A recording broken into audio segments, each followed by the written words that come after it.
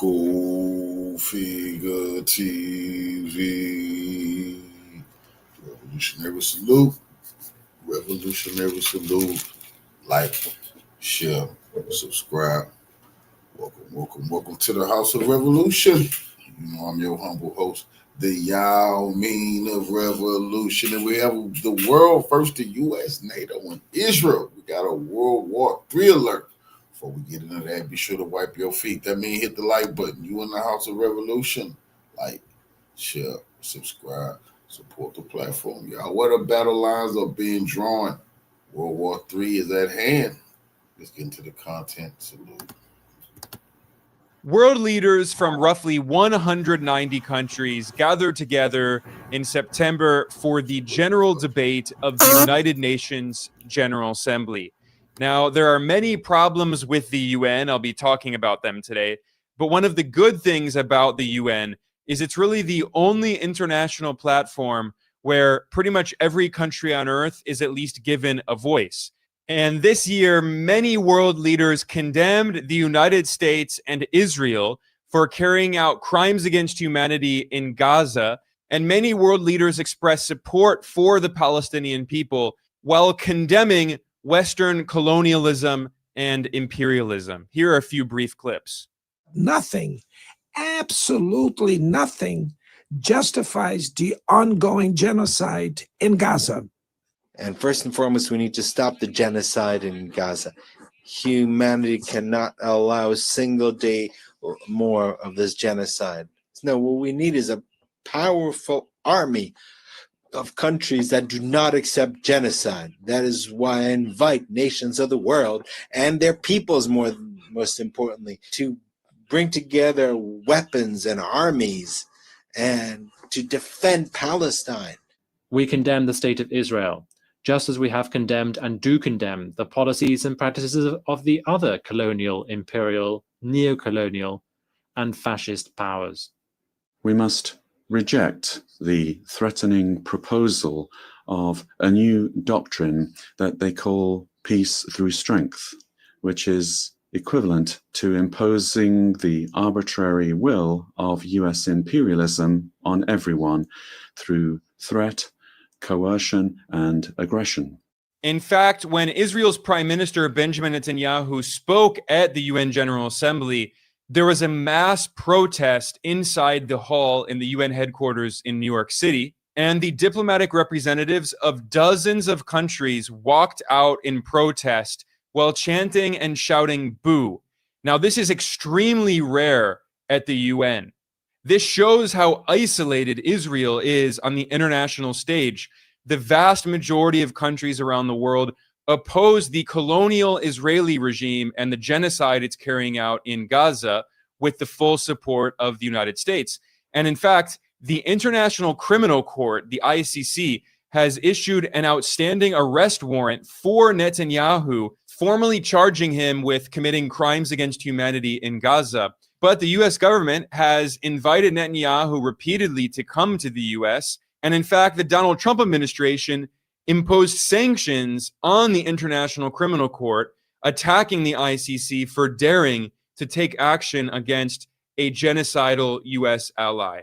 So it's so clear today that the U.S. and Israel are rogue states that are waging a full frontal assault on international law, trying to destroy multilateral institutions, and they're completely isolated on the international stage. And we symbolically saw that in the massive walkout at the UN when Netanyahu spoke. Those diplomats who were walking out in protest represent the voices of the global majority. Now, unfortunately, those voices are often ignored because the UN is dominated by the United States and its Western allies, and power is concentrated in the Security Council, where the United States has abused its veto to prevent the world from taking any actions it doesn't like. So, for instance, the U.S. vetoed a resolution in the Security Council that called for Palestine to be admitted as a full member of the United Nations. That was in 2024, back when Joe Biden was president. This is completely bipartisan.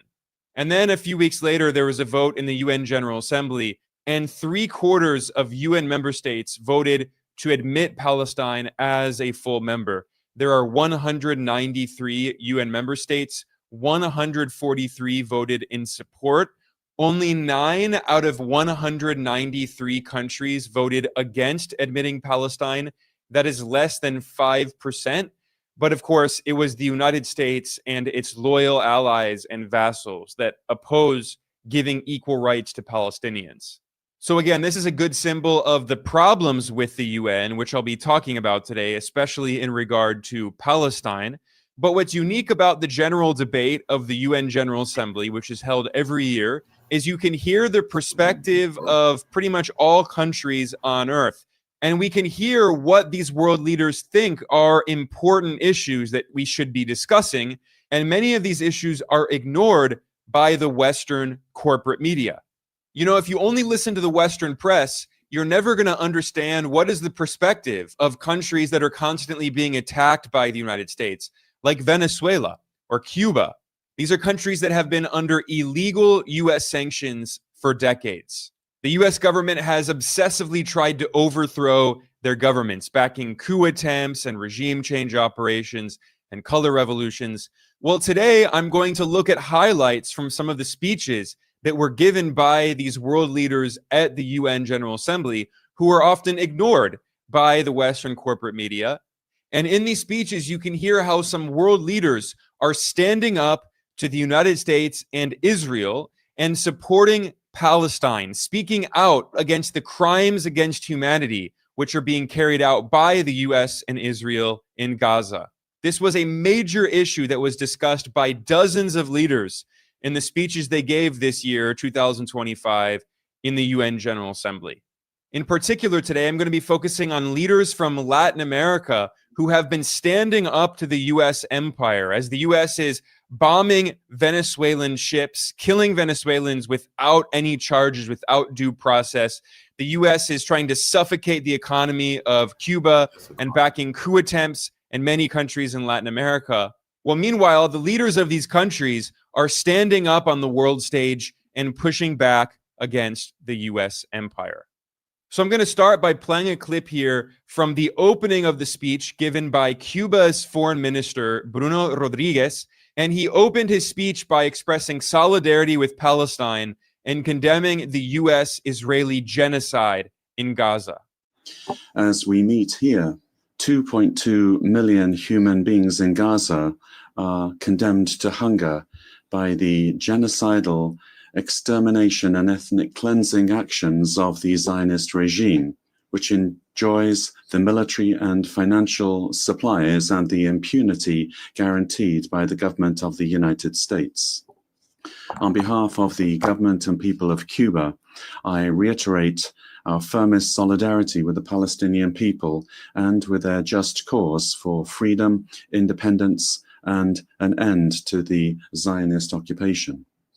If the Security Council proves itself impotent because of the veto that the United States wields or threatens to wield, and is incapable of adopting effective measures to halt the barbarity, then this General Assembly has the duty and the capacity to put forward concrete measures without delay. As you could hear there, Cuba's foreign minister pointed out that the United States has repeatedly used its veto in the UN Security Council to unilaterally block all resolutions that call for peace and a ceasefire in Gaza. The US has used its veto 6 times to stop Gaza peace resolutions in the past 2 years, since October 2023. That was 4 vetoes in the Biden administration and now 2 vetoes in the Trump administration. This issue was also raised by Brazil's president, Lula da Silva. He condemned the Israeli genocide in Gaza. He criticized the U.S. for using its veto power to prevent Palestine from becoming a member state of the UN. And Lula emphasized that the U.S. and Israel are destroying international humanitarian law, and the myth of the ethical exceptionalism of the West is buried under the rubble in Gaza, he said. Listen here. Nothing, absolutely nothing justifies the ongoing genocide in Gaza. There, under tons of rubble, or buried tens of thousands of innocent women and children. There, we can see that international humanitarian law and the myth of ethical exceptionalism of the West are also being buried there. This was also a theme that was emphasized by Colombia's president, Gustavo Petro, and his speech was especially powerful. Petro condemned Israel's Prime Minister Benjamin Netanyahu as a genocidal war criminal, and he criticized the US and Israel for attacking the International Court of Justice at The Hague, and he emphasized that the US and Israel have been violating the decisions of the ICJ. Colombia's president said that the US and NATO are killing international democracy, they are imposing totalitarianism, and the US and Israel are killing Palestinian children every single day. And Petro called for an international coalition to intervene in Gaza to stop the US-Israeli genocide. Listen to these very powerful remarks here from the president of Colombia, which has historically been the closest US ally in Latin America. Colombia was dominated for decades by right-wing oligarchic leaders who were pro-US. Petro is the first ever left-wing leader of Colombia, and this is part of his powerful speech. And first and foremost, we need to stop the genocide in Gaza. Humanity cannot allow a single day more of this genocide, or for the genocidal Netanyahu and his allies in Europe and the United States to continue. The United Nations must uphold the decisions of the International Court of Justice. International law is the basis of civilization and of its wisdom as distilled in history, and it must make sure that the decisions of international justice are implemented, are applied. Diplomacy has been tried in Gaza. It could not resolve the situation.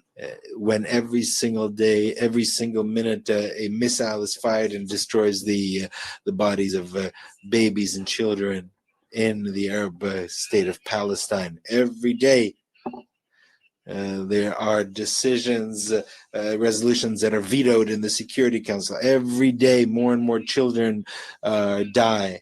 More and more bombs, more and more dead. Can we stop the genocide with a vote, the General Assembly? Yes, that's what we should do rather than a vote in the Security Council, because that is vetoed. United for Peace for Palestine. We should establish a peacekeeping force to protect. No, what we need is a powerful army of countries that do not accept genocide. That is why I invite nations of the world and their peoples, most importantly, as a integral part of humanity, to bring together weapons and armies and to defend Palestine. I invite the armies of Asia and the brave Slavic people who defeated Hitler and the Latin American people of Bolivar, of Garibaldi and others. I think there's enough. We've had enough words. Today, the time has come to use the slogan of Bolivar, freedom or death, because Washington and NATO are killing democracy. And they are spreading totalitarianism at the global level. The United States no longer teach democracy, but rather kill democracy, especially among its immigrants, filled with greed. The UN should begin its change by stopping the genocide in Gaza with a army of liberation and salvation.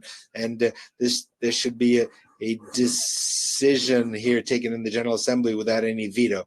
Similar comments were made by the representative from Nicaragua and its revolutionary Sandinista government.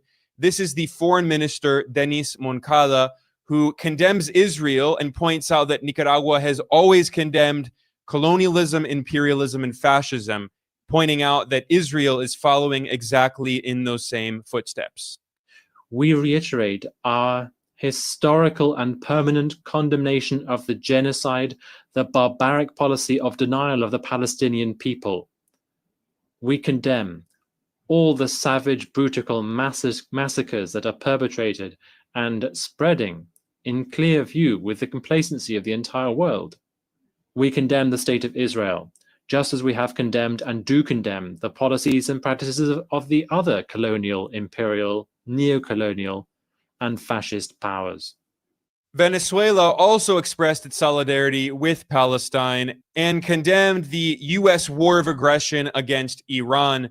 This is Venezuela's Foreign Minister, Ivan Gil. We stand in solidarity with the heroic people of Palestine, and we call for the end of the genocide waged by Israel's Zionist regime. We condemn attacks against the territorial integrity and sovereignty of the Islamic Republic of Iran. Now, as world leaders condemned the U.S.-sponsored Israeli genocide in Gaza, another major theme they repeated is that the United States is increasingly fascist.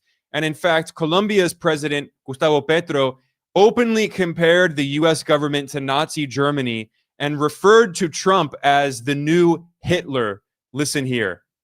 The old societies of Europe are collapsing, and the United States is applauding its new Hitler. Germany, the country of great philosophers, became prey of irrationalism in 1933, and today it's this country that is becoming irrational.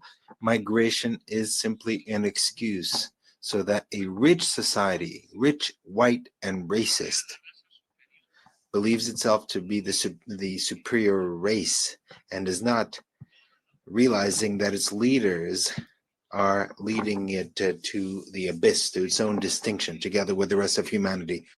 Now, in response to the Colombian president's comments, the U.S. government imposed sanctions on Petro and revoked his visa, so he can no longer go back to the U.S. to speak in the United Nations, which, by the way, it's completely absurd that the U.S. hosts the headquarters of the United Nations. The U.S. is the biggest rogue regime on earth. Washington violates international law more than every other country, and yet the U.S. hosts the UN. It's a complete farce. And here we can see how the U.S. weaponizes access to the UN and punishes foreign leaders it doesn't like by preventing them from going to the UN. But what was Petro's response to the US sanctions? He said, I don't care. He said it's too important to speak out against US fascism and the genocide being carried out in Gaza. And he doubled down, and in a rally, he called once again for an international coalition to intervene in Gaza to stop the U.S.-Israeli genocide. But it wasn't just Gustavo Petro who condemned U.S. imperialism and compared the U.S. to Nazi Germany. Venezuela's foreign minister, Ivan Gil, also compared the U.S. to Nazi Germany, and he warned that this year is the 80th anniversary of the United Nations, and the new Hitlers in the West, the United States and its imperialist allies, are trying to destroy the UN, because despite all of the many problems with the UN, despite its faults, it still is one of the only international multilateral organization that gives a voice to countries like Venezuela, like Colombia, like Cuba, while the US is trying to crush these countries. So listen to these comments here from Venezuela as the US is attacking Venezuela. We here reaffirm our total commitment to the group of friends in defense of the Charter of the United Nations. That group comprises governments that seek to rescue the system of the United Nations that is now on a dangerous path of decline, which may dangerously culminate in the extinction of the United Nations. The Nazis of today, just like the Nazis of Hitler yesterday, are working to destroy the United Nations. We are striving to restore its dignity and to make it ever stronger. Nicaragua's revolutionary Sandinista government not only condemned Western imperialism, but also said that the peoples of the global South deserve compensation and reparations after the centuries of colonialism and wars and theft by the US-led West. Nicaragua pointed out that the Western capitalist countries, they became rich by exploiting the global South and colonizing the global South. Listen to his powerful comments here. Compensation and reparations to those who have endured and suffered the misfortunes and evils brought about by selfishness and the greed of colonialism, imperialism, racism, and all of the abominable, disgraceful forms of oppression, discrimination, slavery, and denial of our condition and quality as human beings. As peoples aggrieved by xenophobic discrimination and barbarism, Maybe we something like hereby this on the denounce news. the plundering and looting of what is ours.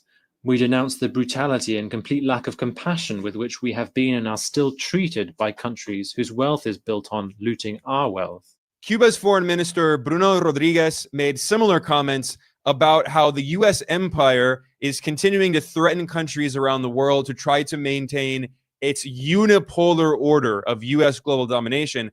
However, unipolarity is in decline. The world is more multipolar. And this explains why the Trump administration is preaching this new imperialist doctrine of peace through strength. Listen here.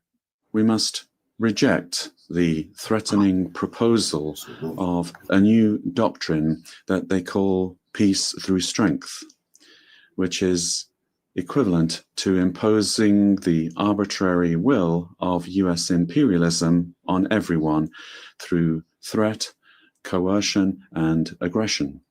This is a doctrine conceived to satisfy the ambitions of a unipolar power already in decline, which, by the way, serves the interests of big transnational corporations at the cost of sovereign nations and their peoples.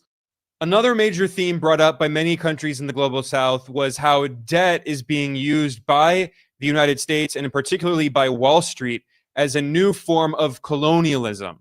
Many poor countries in Latin America and Africa are trapped in debt that is ultimately unpayable, and it is owed to rich investors and vulture funds on Wall Street and also in the city of London.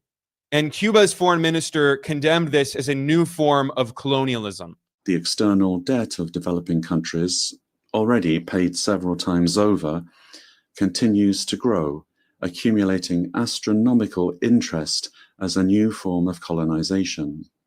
Colombia's President Gustavo Petro also characterized these debt traps that the global south has been trapped in by the United States and Wall Street and London as a new form of colonialism. And he said that there should be debt swaps so the global south countries can pursue green technology and renewable energy, and so the world can transition away from fossil fuels.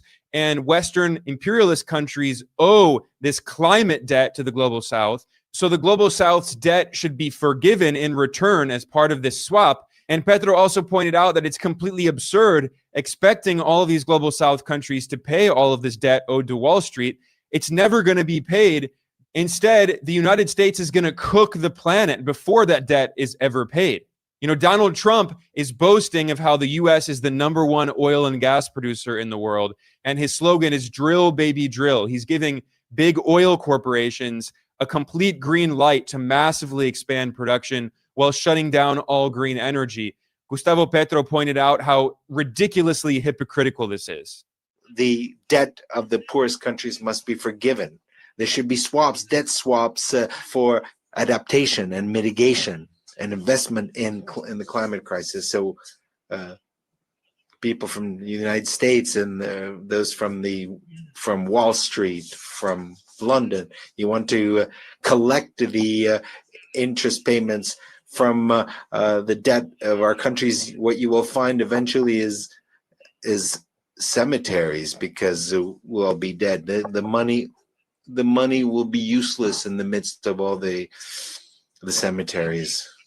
Colombia's President Petro also pointed out that Donald Trump, the world's most powerful person, does not believe in science. In fact, Trump gave a crazy speech at the UN where he spent several minutes attacking other countries and boasting of how the US is the greatest country ever, supposedly, and just spewing lies nonstop. Listen to these comments here from Colombia's president, who calls out Trump for being a completely ignorant maniac who's destroying the planet. That is what science tells us. But here people don't believe in science. The most powerful man in the world does not believe in science. That is the irrationality. Another important issue that was repeatedly mentioned at the UN General Assembly debate was the U.S. attacks on Venezuela. the Donald Trump administration is launching another coup attempt in Venezuela. And Venezuela's foreign minister, Ivan Gil, discussed the nonstop U.S. aggression against Venezuela, how the U.S. has been desperate to overthrow the revolution, the Bolivarian revolution launched by Venezuela's previous president, Hugo Chavez, and continued by Venezuela's current president, Nicolas Maduro. Here he summarizes how the U.S. has been waging a nonstop war against Venezuela.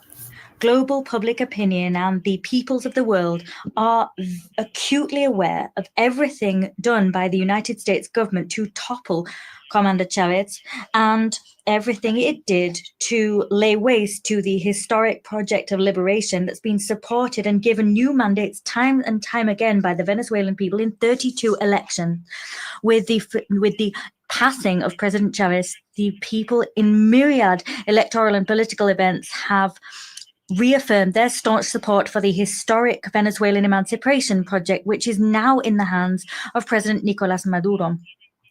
It is also widely documented and known to all that war has been waged upon us in myriad forms. There is the criminal aggression that in the last decade has been waged against Venezuela to allow external powers to get their hands on Venezuela's natural resources and usher in a so-called regime change. There have been countless aggressions, Madam President, against Venezuela in recent years, actions seeking to destabilize the nation, plots, conspiracies. These included an assassination attempt using drones. There's been the economic war, whose most cruel form has been the 1,042 sanctions that are criminally imposed upon our oil industry and the productive sectors of our nation. We've also seen several incursions using mercenaries. In addition to all of the above, now we have an absolutely illegal and completely immoral military threat hanging over our heads. That threat is a violation of the United Nations Charter, as well as of the rights of Venezuela as a sovereign state. Venezuela's foreign minister also emphasized that what the U.S. is trying to do with this regime change is to steal Venezuela's oil and natural gas. This attempt to bring war to the Caribbean and South America in order to usher in a regime change, which will allow external powers to rob the immeasurable oil and gas wealth of Venezuela. The U.S. government has surrounded Venezuela with thousands of troops and warships, and the U.S. has repeatedly bombed Venezuelan boats, killing dozens of Venezuelans without charge, without trial, on completely bogus, fabricated accusations. Venezuela's foreign minister also compared the U.S. war on Venezuela to the previous U.S. wars on Iraq, Afghanistan, Libya, and now Iran. And he pointed out that the U.S. government has spread lies in order to justify these illegal wars of aggression. Like, for instance, the CIA falsely claimed that Iraq had weapons of mass destruction in order to justify the illegal U.S. invasion of Iraq in 2003. And today, Venezuela pointed out that the latest lie, the latest version of the WMD's myth, is that supposedly Venezuela is run by cartels. And the Trump administration absurdly claims that supposedly it's trying to stop drug trafficking, which is not at all true. This is just the nonsensical excuse that Trump is using to justify waging war on Venezuela. In these early decades of the 21st century, we have seen false and tasteless justifications invoked to invade our sisterly country, Iraq. We have witnessed the bombing and destruction of Libya and the 20-year invasion of Afghanistan. A short while ago, we saw the criminal and cunning bombing of the peaceful Islamic Republic of Iran. Today, the target of this aggression is now Venezuela, a peaceful country built on solidarity. In view of the fact that Venezuela cannot be accused of having weapons of mass destruction or nuclear weapons, today unbecoming and perverse lies are being leveled against us that no one believes. No one in the United States believes them, or in the world as a whole. Cuba's foreign minister also warned about the danger of the U.S. war on Venezuela, and he emphasized the Trump administration's execution of Venezuelans without any trial on bogus accusations with no evidence. This is a blatant violation of international law, and the world should be condemning the U.S. for waging yet another war of aggression.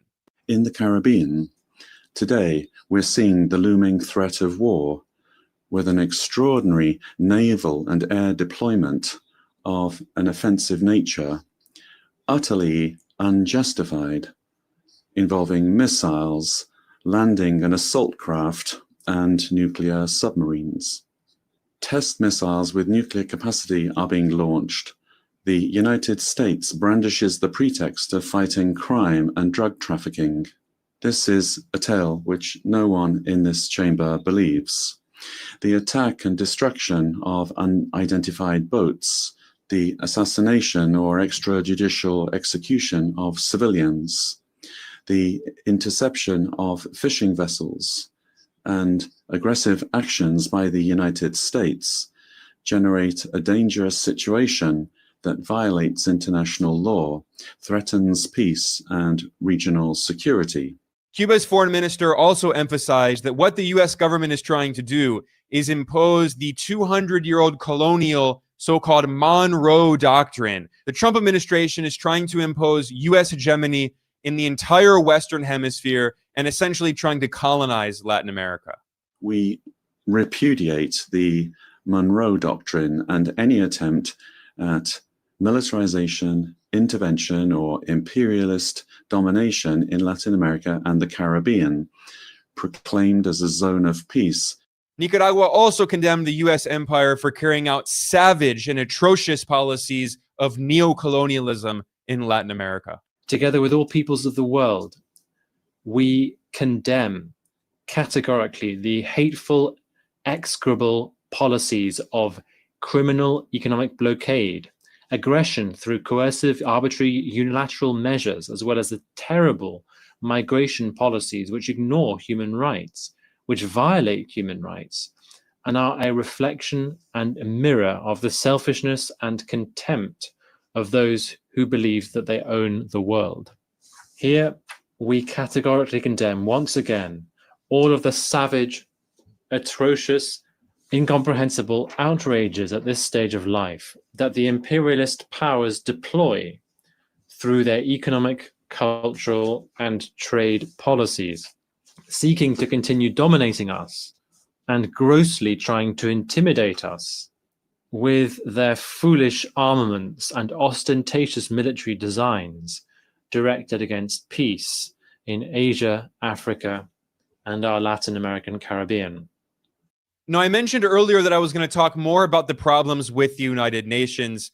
I briefly addressed how the US has been abusing its veto power in the UN Security Council to kill any resolutions it doesn't like, which is how the US has been able to continue sponsoring Israel's genocide in Gaza and shielding Israel from any repercussions internationally. This was a huge issue that was mentioned nonstop this year at the UN General Assembly, and many countries called for ending the veto in the Security Council. They also called for expanding the Security Council, adding more countries from the global south, so it's not completely dominated by the West. Like now you have the US, the UK, and France are permanent members, but you don't have massive countries in the global south with billions of people together like India and Brazil and Pakistan and Bangladesh and Nigeria. These are huge countries that do not have permanent seats in the Security Council. So clearly, the Security Council is a kind of colonial institution that needs to be fundamentally transformed. Colombia's president, Gustavo Petro, pointed out that essentially today at the United Nations, countries don't really have a voice. They're allowed to speak, although they're ignored by the Western media. But when it comes to voting, their power is denied to them because the United States abuses its veto power. Today, the United Nations is experiencing a crisis, and there's a need to transform it. Today, we have nation states gathered here who no longer have power, and that no matter how much they vote, they are ignored. This was also an issue that was raised by the foreign minister of Honduras, Javier Bu.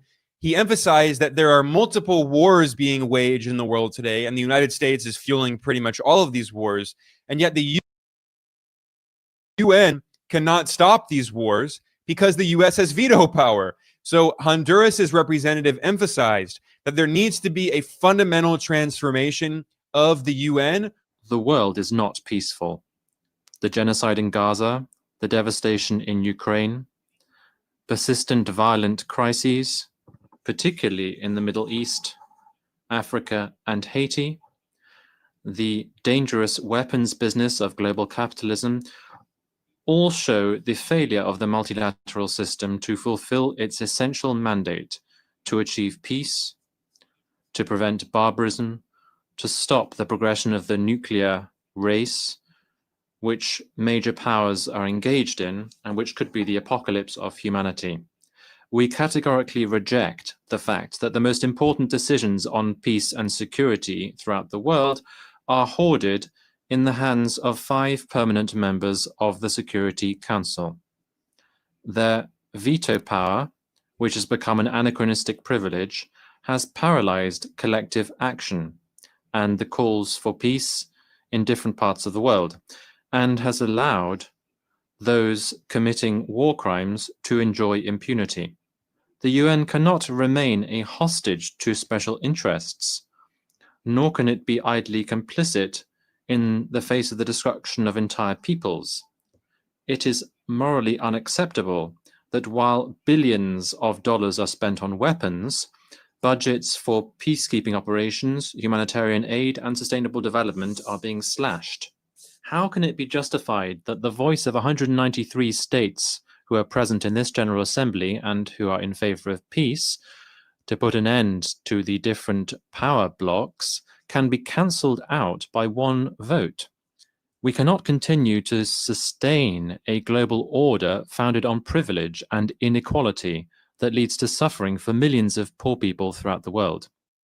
Cuba's foreign minister pointed out that when the UN was founded in 1945, 80 years ago, there were only 51 member states, and there were still many countries in the global south that were colonized. They were formally colonized by the Western colonial powers. And throughout the 50s, 60s, and 70s, in the national liberation struggles, countries of the global south finally won their independence through hard-earned struggle against the Western colonial powers. And now there are 193 UN member states, but the structure of the UN is still colonial and undemocratic, and it needs to be changed. Listen here. 11 million people, 3 million of them children, die every year from hunger and associated diseases. The climate crisis is destroying nations and lives, devastating communities and economies. A handful of countries and individuals have amassed more wealth than the vast majority of all other countries combined. Colossal inequalities stifle and prevent sustainable development. There has been no effective global response to today's serious challenges. There could not be, because the current world order reflects a bygone era when most developing countries did not even exist as independent states. 80 years ago, the United Nations was founded with only 51 member states. Today, we are 193. The most urgent priority is to create a new international order that guarantees peace, the right to development, sovereign equality, participation and representation of developing countries in global policy decisions, that provides for the common good and prosperity in harmony with nature and ensures the exercise of all human rights for all people. So what we are seeing today in the world is a fundamental conflict. And if you understand this, you can understand many of the wars and crises happening today. That is, the world in the 1990s and the early 2000s was a unipolar order dominated by the US empire, which tried to impose its hegemony in every single corner of the world. But now, in the 2020s, we are in an increasingly multipolar world. The US empire is in decline, and it's lashing out. The Trump administration has taken the mask off the US empire, and it has dispelled any illusion that the US empire cares about so-called democracy and human rights and all that nonsense. It never did. But the Trump administration is putting the pedal to the metal in terms of the blatant neo-colonial aggression in a desperate attempt to save the declining U.S. empire. So this is why the U.S. is attacking international organizations like the United Nations. This is why Trump has withdrawn the U.S. from numerous UN bodies, including the UN Human Rights Council, including UNESCO, including the World Health Organization. This is why Trump has been imposing sanctions on international organizations like the International Criminal Court, the ICC. What the US empire is trying to do is once again impose a unipolar order on the world through force. But more and more countries are coming together and calling for a more multipolar order based on multilateralism, not US unilateralism. And despite all of the many flaws with the United Nations, it is one of the few organizations that is supposed to be multilateral, that could be a platform to help build a more multipolar democratic world that is not a dictatorship dominated by the US empire. So in their speeches, many of these leaders from Latin America emphasized that we need to build a more multipolar world in which all countries of the global south are allowed to pursue their own independent path of development, a world without imperialism, without colonialism, not a unipolar, unilateral world, but rather a multilateral, multipolar world. This is how Cuba's foreign minister briefly summarized it.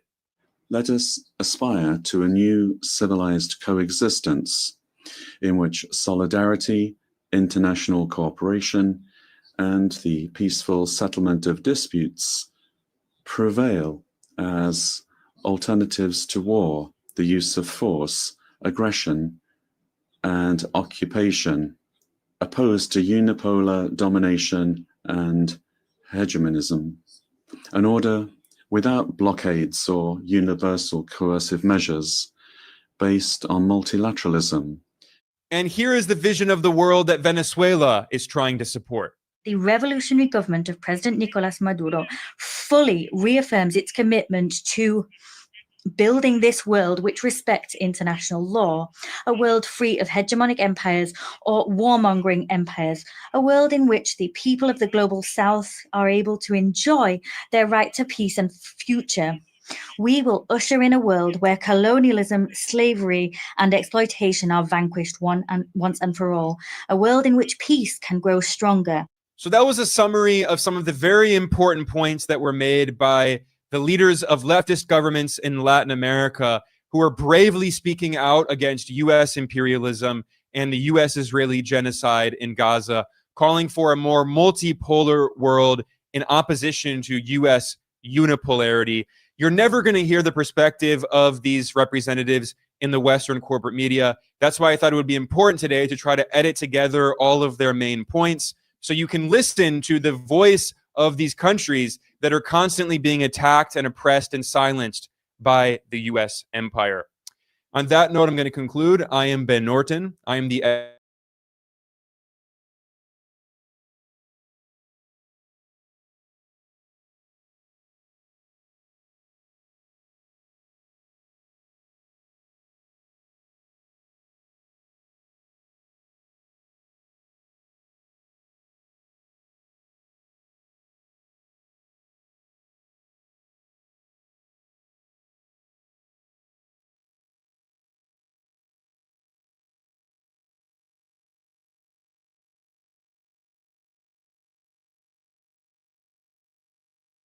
For 80 years, the US dollar has ruled the world, but everything just changed as BRICS, the super alliance of Brazil, Russia, India, China, and South Africa, has revealed their latest plans to build a new gold standard, and it's going to change everything we know about global trade. Now, for many years, financial experts have speculated the BRICS alliance would create a new fiat currency to directly challenge the US dollar. But starting a new currency from scratch is a daunting task, and BRICS' new plan is going to be even more powerful than creating a new currency, because it's going to leverage the one thing BRICS has complete control over, the global supply of rare earth minerals. This past week, plans have been revealed for the creation of a dedicated BRICS precious metals exchange. This platform will allow countries to settle payments, not just in gold, but also in rare earth minerals, which are assets so valuable that they're literally defining current global geopolitics. If you want to build anything, from artillery shells to hypersonic missiles, or smartphones to electric vehicles, you need rare earth minerals. As a result, these minerals are perhaps the single most important commodity of the 21st century. But here's why the BRICS alliance has all the leverage. The BRICS organization controls an astounding 72% of the world's rare earth metal reserves. And if BRICS succeeds with this new plan, the entire global economy will never look the same again. This is a brilliant move from BRICS because it's a direct play that capitalizes on the West's dependence on rare earth minerals. For all the posturing and prestige of the G7 countries, the truth is, without the global South, they're nothing. The numbers simply speak for themselves. Less than 15% of the world's population lives in the West, while 85% of the world lives in the global South, or what many geopolitical analysts refer to as the global majority. It's about time that reality shows up on the global stage. In today's video, we're going to break down just how critical this move will be and why BRICS has the leverage to pull off something that truly will change how global trade is done. But first, I want to show you something that's completely transformed the way I work, and honestly, made my life a lot easier. As a geopolitical YouTuber, I'm constantly reading articles, interviewing guests, and taking notes to stay organized. The truth is, it's overwhelming. But that's where Plod AI comes in. This is Plod Note, a sleek note-taking assistant that's changed how I work. With one press, it captures everything, hands-free, then uses advanced AI to create an instant summary. I recently watched an interview with Jeffrey Sachs on Trump's new Gaza deal. It was a long video full of details, but my Plod Note transcribed everything and produced a summary with key points, insights, and even chapters. If I have a question, I just click Ask Plod about this note and type, "What's the main message Sachs wants the world to know?" Instantly, Plod delivers the takeaway.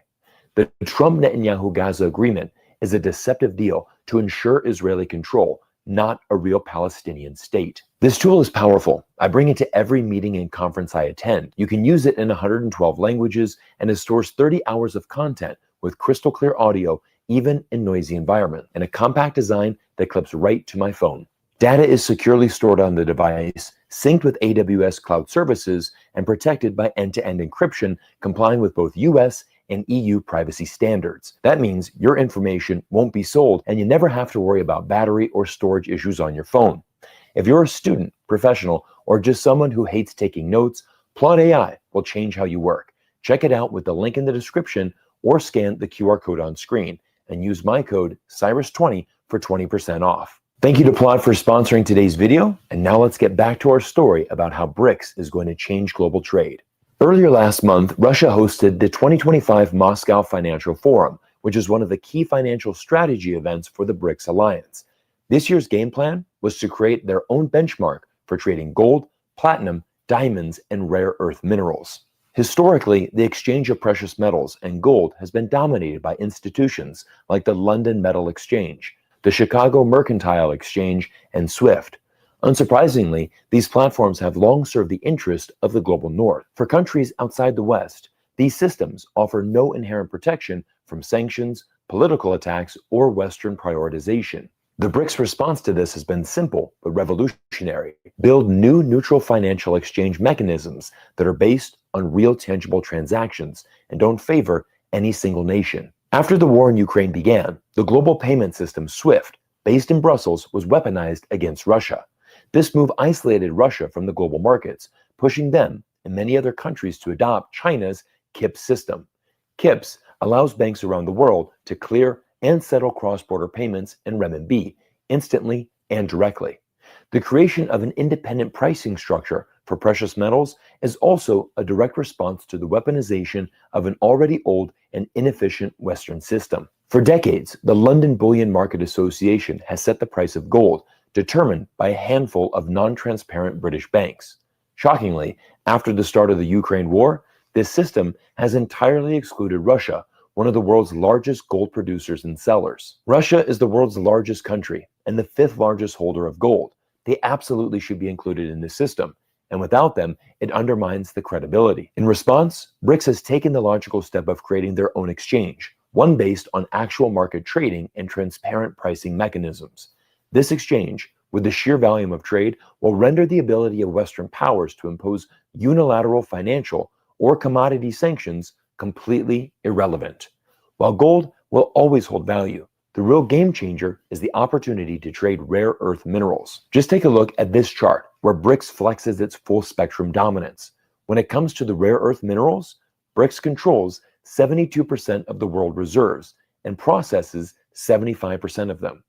The bloc also holds 70% of global cobalt and 50% of nickel, which are critical for EV battery production. On top of that, BRICS dominates 91% of niobium, the key ingredient for hypersonic weapons, and 40% of the world's oil. They also control a third of global grain production and hold more than 12,500 tons of gold. With such an overwhelming grip on the world's critical resources, BRICS is the gatekeeper to the 21st century. Once they organize this dominance into the precious metals exchange, Western countries will be forced to play on an even field, one the rest of the world has long desired. Every move BRICS makes is a direct challenge to the legacy structures that have defined the global order for decades, and none of these shifts are as rapid and as devastating as the decline of the US dollar. 2025 has already become a historic year for the dollar's downfall, where the greenback has seen the worst decline since the United States abandoned the gold standard in 1973. Over just the past 6 months, the dollar has plummeted by more than 10% in comparison to other major world currencies. This is not just a result of the erratic US leadership under Donald Trump, but it is also directly related to BRICS' de-dollarization strategy.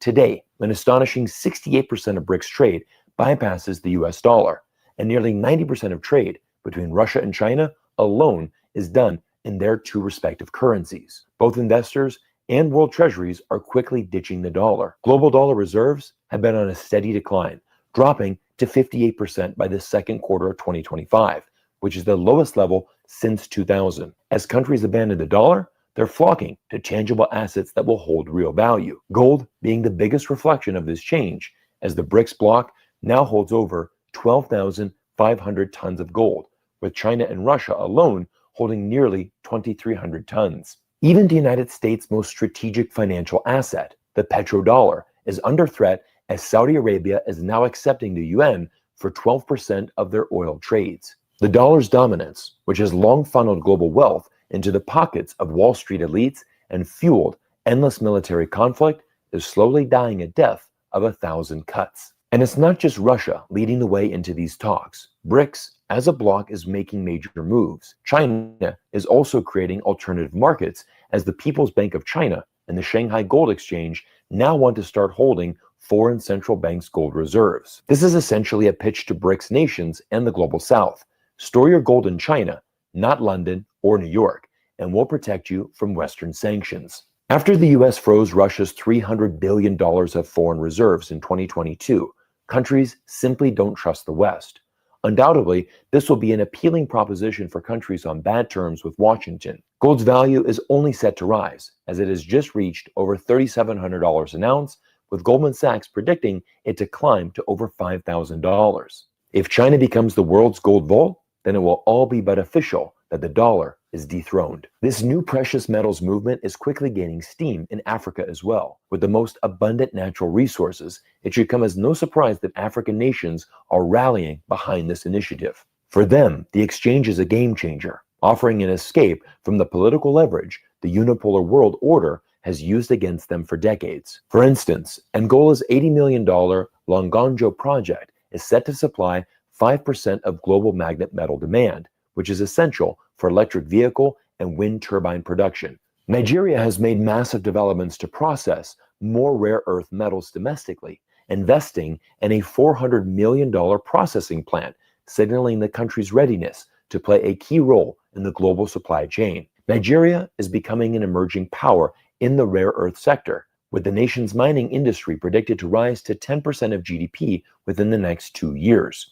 Unlike in the past, the new wealth generated by these projects can be channeled through emerging BRICS systems, rather than ones that heavily favor foreign firms. Africa has the unique opportunity to leapfrog Western legacy systems, as its economies are rapidly growing alongside the rise of BRICS' new financial markets. So how is the United States responding to being locked out of this entirely critical rare earth metal market? Well, historically, whenever US hegemony has faced major threats, especially when it comes to securing critical resources, the US has not hesitated to deploy its military might.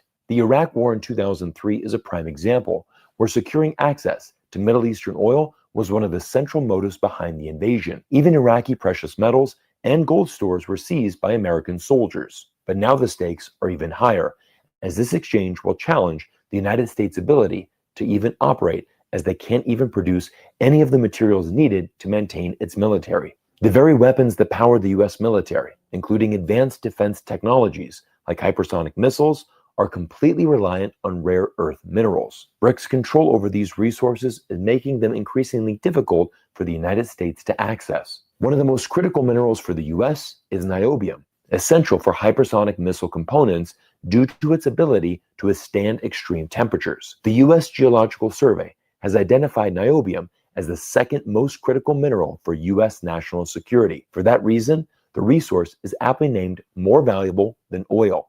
But once again, here's the opportunity. Brazil produces around 98% of the world's niobium, ensuring that the BRICS Association has a strategic advantage for the future. Brazil just happens to be a founding member of BRICS and has been heavily targeted by the Trump administration. So the chances that Brazil will trade these minerals with the United States and allow the US military-industrial complex to operate are slim to none. Along with niobium, heavy magnets are a critical component in both electronics and military technologies, and the numbers show how staggeringly far behind the West is. The most glaring is in the processing and manufacturing of heat-resistant rare earth magnets, which are vital for mechanical engineering, aircraft engineering, and all modern electronics. China holds a near monopoly on the processing of rare earth metals, with its refineries producing over 99% of the 3 key rare earth elements needed for heat-resistant magnets. In terms of production, China manufactures at least 200,000 tons of rare earth magnets annually, while the combined production of the US and the EU is less than 10,000 tons. The main message I want you to understand from today's video is that the West is not just behind, it is literally entirely dependent on the BRICS nations for the supply of these crucial materials. BRICS is reshaping the game by controlling resources like gold, oil, rare earth minerals, and other critical commodities. They're building a resource-backed financial system that will directly challenge the US dollar, which has long relied on debt and fiat currency. The dollar's greatest strength used to be trust, but that trust is quickly unraveling. And now, BRICS is stepping in, offering a new alternative rooted in hard assets, economic sovereignty, and the global leverage they hold over essential resources. In conclusion, the world is shifting away from the US dollar and towards a system backed by the actual things that power the modern world. The real question is, will the West adapt, or will they desperately cling to an outdated system of dollars and debt? The future of global trade and finance is being written, and BRICS is at the center of it all. Everyone, thank you for making it to this point of the video.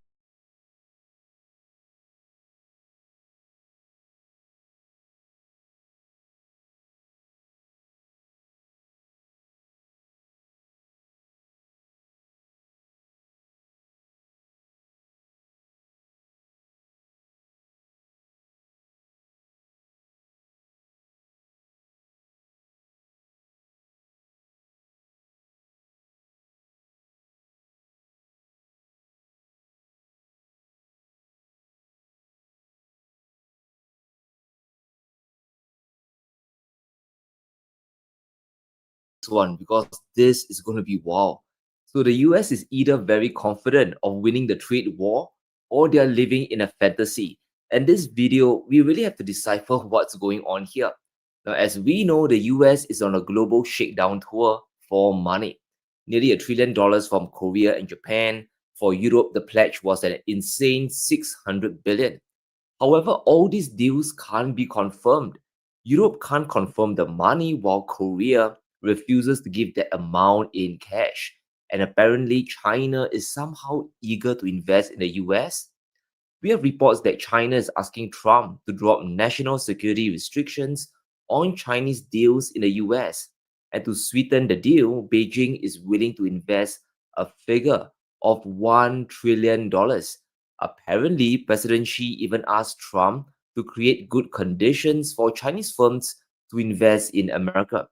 Now, I don't know about you, but this sounds very implausible and just downright suspicious. If US allies themselves aren't eager to bankroll the US, it's highly unlikely that China will give $1 trillion of capital to Trump's economy. Even if the tariffs come down, some things just won't change. The US will still ring-fence industries, including the auto sector and solar PVs. Do you think Trump will allow companies like Ford and GM to compete with affordable BYD imports? Really think about this. Secondly, what are the odds of the US removing the global sanction on semiconductors and chip makers on China? This is an existential struggle. So the answer is slim to none, and Slim is on vacation. And since the first trade war in 2018, Chinese investments into the US has been collapsing. Completed transactions went from nearly $60 billion a year down to $2 billion so far in 2025. That is an incredible crash because of the risk of investing in the US. Tariff policy is so unstable, and after what happened to Russia, are Chinese industrial assets in the US 100% completely safe? After TikTok, could there be more forced takeovers? Now, back in April, the central government already restricted Chinese companies from making investments in the United States. Just think back to the Panama Canal sale as well. Also think back to the pushback against Chinese ownership of US land. Now, China faces very unique risks compared to US allies investing in the economy. A Japanese company investing $1 billion in the US, well, they face two big risks.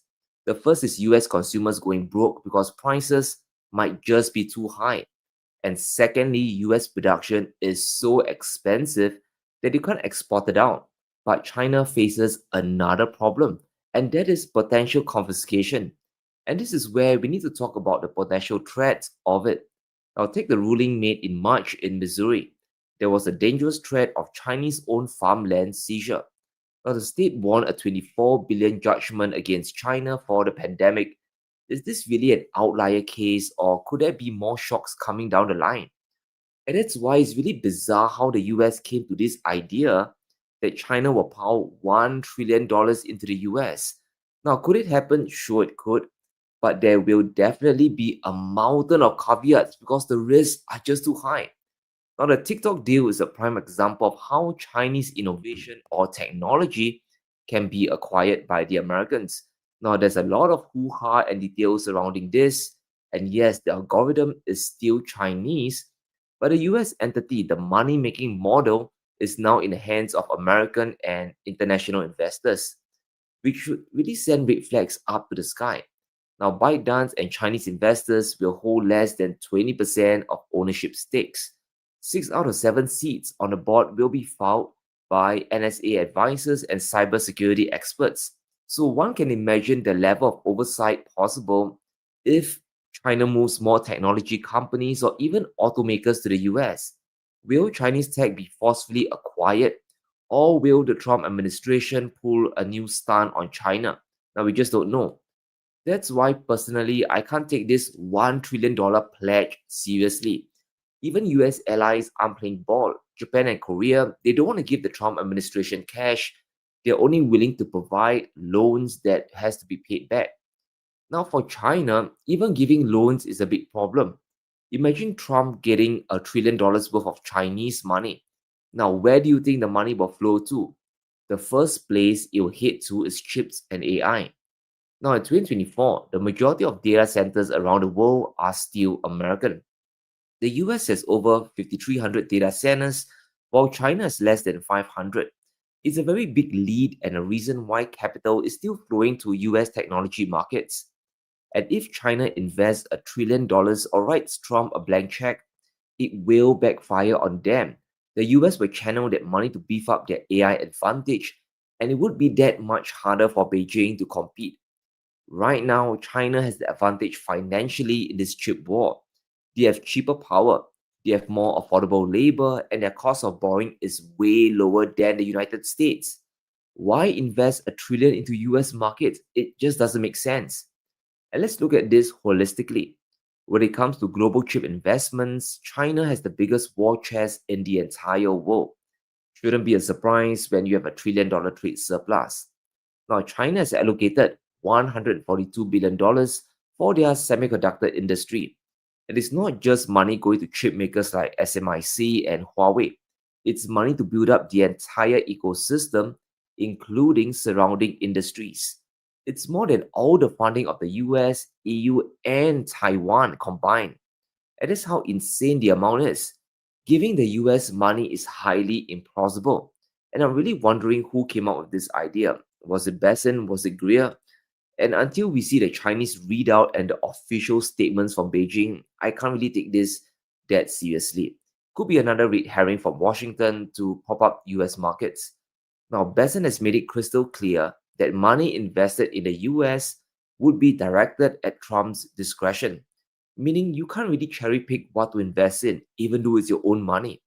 Everything will be filtered through Trump or the White House. Have these agreements in place where the Japanese, the Koreans, and to some extent the Europeans will invest in companies and industries that we direct them largely at the president's discretion. Now, besides that, the US Committee on Foreign Investments has made multiple attempts to scuttle China's investment efforts.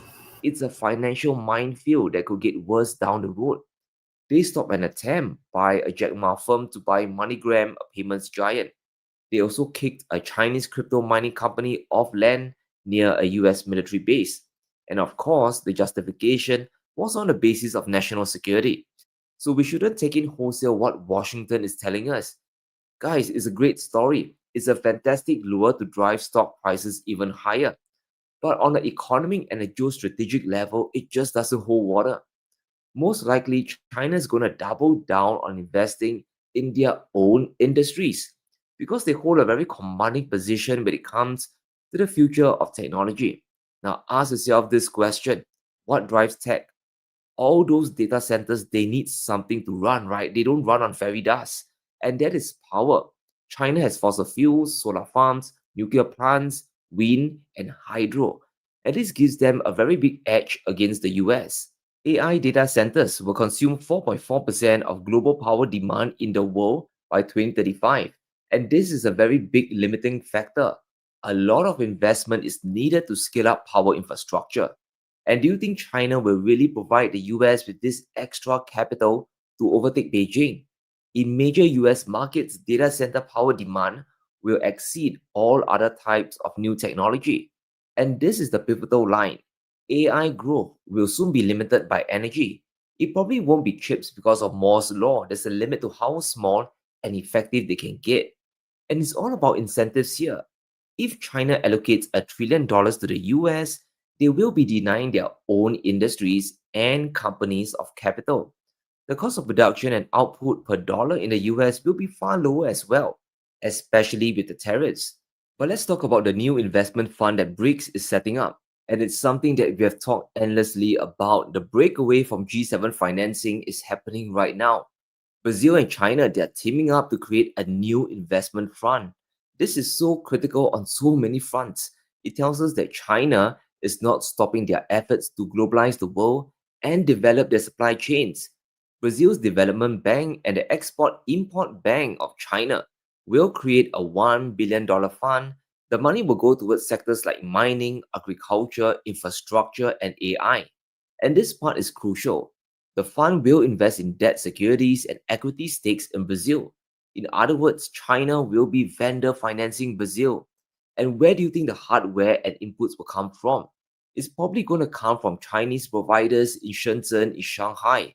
And this is how China is using their trade surplus to help BRICS partners and secure demand for their own industries. It's the direct opposite to Trump's strategy of tariffs and isolation. Now, the US is stuck in their fortress of solitude, while China is going around the world making friends and economic allies. Very different approaches. Now, Brazil, like many victims of US tariffs, are very eager to find new markets to partner and sell to, and the biggest of which is China, a growing middle class and consumers beginning to buy more and more. In August, the US imposed a massive 50% tariff on Brazil, and because of that, Brazilian coffee exports to the US are starting to crash. Exporters are scrambling to reroute supplies to places like Mexico and Colombia. But those markets are still limited by spending power and population. China understands this and they are using economic diplomacy very effectively in this trade war.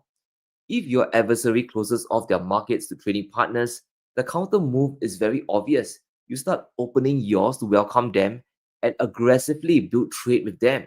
Now, moments after the tariffs, China approved over 180 Brazilian coffee sellers to sell in their markets. And this is a big deal because China is home to Luckin Coffee and they are pushing out Starbucks in a very aggressive way, which means China can put Brazilian beans front and center to their customers. There are no barriers, and this one market can help Brazil rebound from their US slump. And let's put this into perspective. Where China cranks their demand gear up, they can go from nothing to everything in a hurry, and BRICS partners, they know this. Before 2020, Chinese demand for Brazilian beans was non-existent, less than 130,000 bags a year, but in 2023, this flew up to 1.3 million bags out of nowhere. And now that Trump has slapped Brazil with a 50% tariff, exports to China has nowhere else but to go up. Imagine the implications. Not only is Brazil supplying China with soybeans and replacing American farmers, now China is blunting US tariffs on Brazilian coffee. It's one big mess after another for Washington. We can expect even more investment funds popping up from BRICS to counter the G7. And doing so, this makes the bloc even more consequential. And sooner or later, we will reach the tipping point.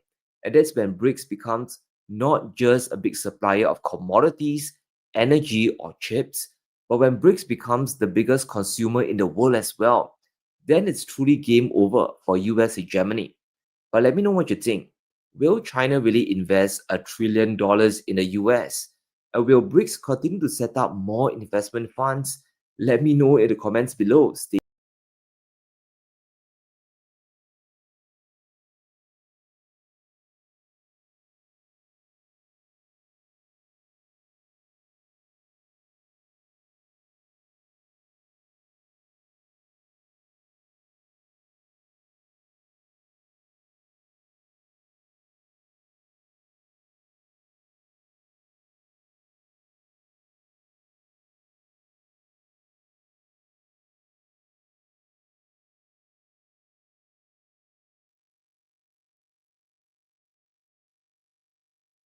This was the plan when the First World War was to take place. And now that the Third World War is around the corner, there is an even greater plan at work now. Far more sophisticated, far more cunning, with far greater deception at this time than there was at that time. And the only ones who will be able to see through that deception are those who are Ahlul Basar, people of insight. And in the process, they had to transfer technology to China. And the Chinese were adept in absorbing this technology and advancing it. Until today, look at China. The Great War which is coming will not only be victorious for Russia, but that the West will be destroyed. President Putin has said, and he is a man who doesn't waste words, and when he speaks, you better listen. The others are blowing hot air, but not him. He said, we can destroy the whole of the United States of America in half an hour. So don't mess with nuclear Russia. That's what he said. And now they've learned the lesson. They're not messing with nuclear Russia. They're afraid to intervene in Venezuela. And then came the most momentous event in world history since the emergence of modern Western civilization, is the Chinese-Russian military alliance that we now have. Economic, monetary, and military alliance between China and Russia. And Allah says in the Quran, they plan their plans, and I plan my plan, and I am the best of planners. So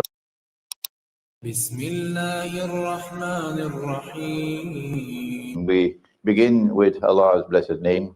We praise Him, then we glorify Him as He ought to be praised and glorified.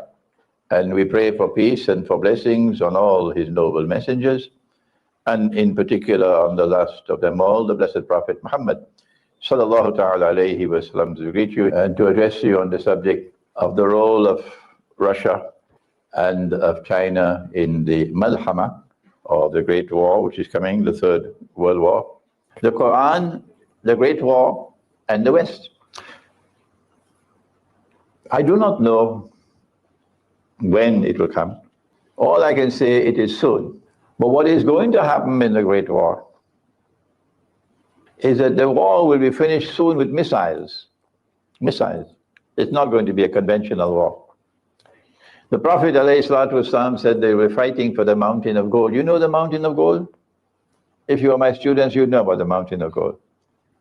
Some of you are not shaking your head, eh? The mountain of gold. We can't teach that subject tonight. No? And he said that 99 out of every 100 who fight for that mountain of gold will be killed. And therefore, there cannot be a war of conventional weapons. I am therefore anticipating missiles will do the work. Within half an hour of the start of the war, within half an hour probably, most of the countries which are to be destroyed will be destroyed within half an hour perhaps. Very quickly. And so Russia today has missile capacity which surpasses that of the West. When some Russian warships in the Mediterranean fired off some missiles to destroy some ISIS camps in Syria, guess what the American aircraft carrier did in the Gulf? As soon as Russia showed its power with missiles, the American aircraft carrier moved out very quickly. Very quickly they moved away. Because Russia says, you could spend billions and billions and billions building your aircraft carrier. The United States has, I don't know how many aircraft carriers, more than any other part of the world, they have it. And Russia says, all we need to is to have the missiles. And your aircraft carriers are sitting ducks. Where did Russia get this tremendous military capacity with missiles that move at lightning speed and carry nuclear warheads? Answer, Surah An-Naml. Surah An-Naml of the Quran. You remember Sulaiman alayhi salam, and he's missing the bird, the hudhud. And then the bird came and said to him, because he could understand the language of the birds, and that I have come from Yemen, where I found a queen who ruling over them, and they worship the sun, and she has this tremendous throne. Then Sulaiman alayhi salam sent a letter to her, ordering her to come in submission to him. And then he addressed the people in his court, and his court includes both human beings and jinn, many verses of the Quran. And he asked, who can bring me her throne before she arrives? The Ifrit of the jinn are the most powerful of the jinn. And an Ifrit of the jinn said, I can do it before you rise from your court sitting. But from Jerusalem to Yemen is about 200 kilometers. So for the jinn to travel from Jerusalem to Yemen and return in this short period of time indicates that the jinn can travel at great speed, lightning speed. But not only can they travel with lightning speed, but more importantly, they can cause objects to travel, because this is a throne. Objects can travel at lightning speed. And this is the explanation of modern Western civilization, scientific and technological revolution, which has given this the tremendous speed, because the jinn are outward. But of course in the West they don't call them jinn, they call them demons. And the demons that are involved in the scientific and technological revolution is well recorded by many British scholars. Then something happened. Surah An-Naml says, someone in the court who had knowledge of the book, he spoke. He said, I can bring that throne before you even wink your eyes. Which book is it? It's not the Quran. It's not the Torah. It's not the Zabur. It's not the Injil. No, it's not one of the scriptures sent down by Allah with the Anbiya. This has to be a book with knowledge of, I don't know whether you can call it aerodynamics. Would that be correct, huh? Any aeronautical scholars here? I don't know if this is the correct term, aerodynamics. For travel through space at increasingly greater speed. They have a term, I think they call Mach 2 and Mach 3 and Mach 4 and Mach 5 for at the speed at which a missile can travel. And someone in the court said, I can bring that throne for you before you can even wink your eye. And I am saying to you tonight and to the dialogue room that this is the explanation of Russia's phenomenal rise to surpass the West in missile technology. That is why so many people now want to buy Russian technology, Russian military technology. And so the stage is now set. The longer they wait to have the Great War with Russia, the more powerful is Russia becoming, which now takes us to China. The most important part of tonight's lecture, which is new in my lectures, I've never come across it before, I never spoken about it before, is that sometimes Allah uses his alim to fulfill his plan. This is what our Prophet said, alayhi salatu wasalam. Sometimes Allah uses a zalim, a wicked person, to fulfill his plan. In 1907, the West set a trap for Russia. At that time, Russia was still Tsarist Russia, and there was a Tsar Nicholas. But Nicholas was a very pious Christian, Orthodox Christian. And he wanted to restore the Orthodox Christian church at the heart of Russian society. And he was not at all happy with Russia moving towards the West. So in 1907, they set a trap for Russia. Britain and France approached Russia and said, if you will join with us in a triple alliance against the Ottoman Empire, this is a sick man of Europe. The Ottomans will collapse. And when we defeat them, we promise you that you will get Constantinople. That was the agreement. And Russia, because Russia was too innocent, it took the bait. And the Triple Alliance was established, I think 1907. And then the war started in 1914. This was the plan when the First World War was to take place, an elaborate plan. And now that the Third World War is around the corner, there is an even greater plan at work now. Far more sophisticated, far more cunning, with far greater deception at this time than there was at that time. And the only ones who will be able to see through that deception are those who are Ahlul Basar, people of insight. I don't claim that I understand the plan in its totality that's unfolding now. But I have explained the difference between Rome in the Quran and Rome in the Hadith. So Russia took the bait. And then in 1914, when the war started,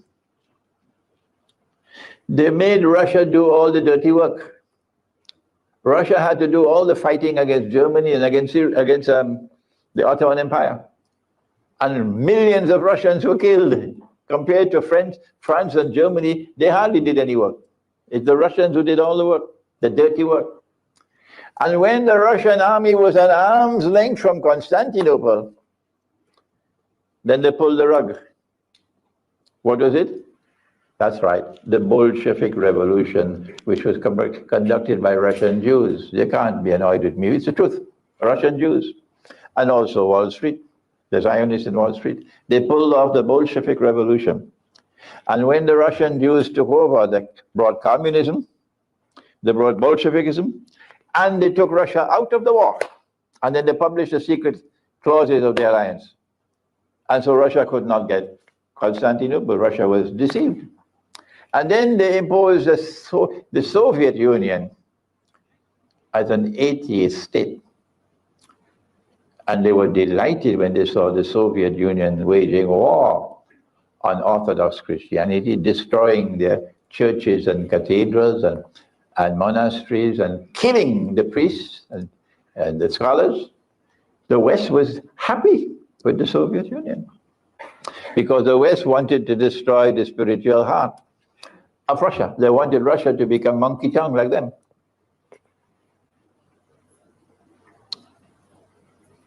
And then Allah says in the Quran, they plan their plans, and I plan my plan, and I am the best of planners. So even Imran was deceived.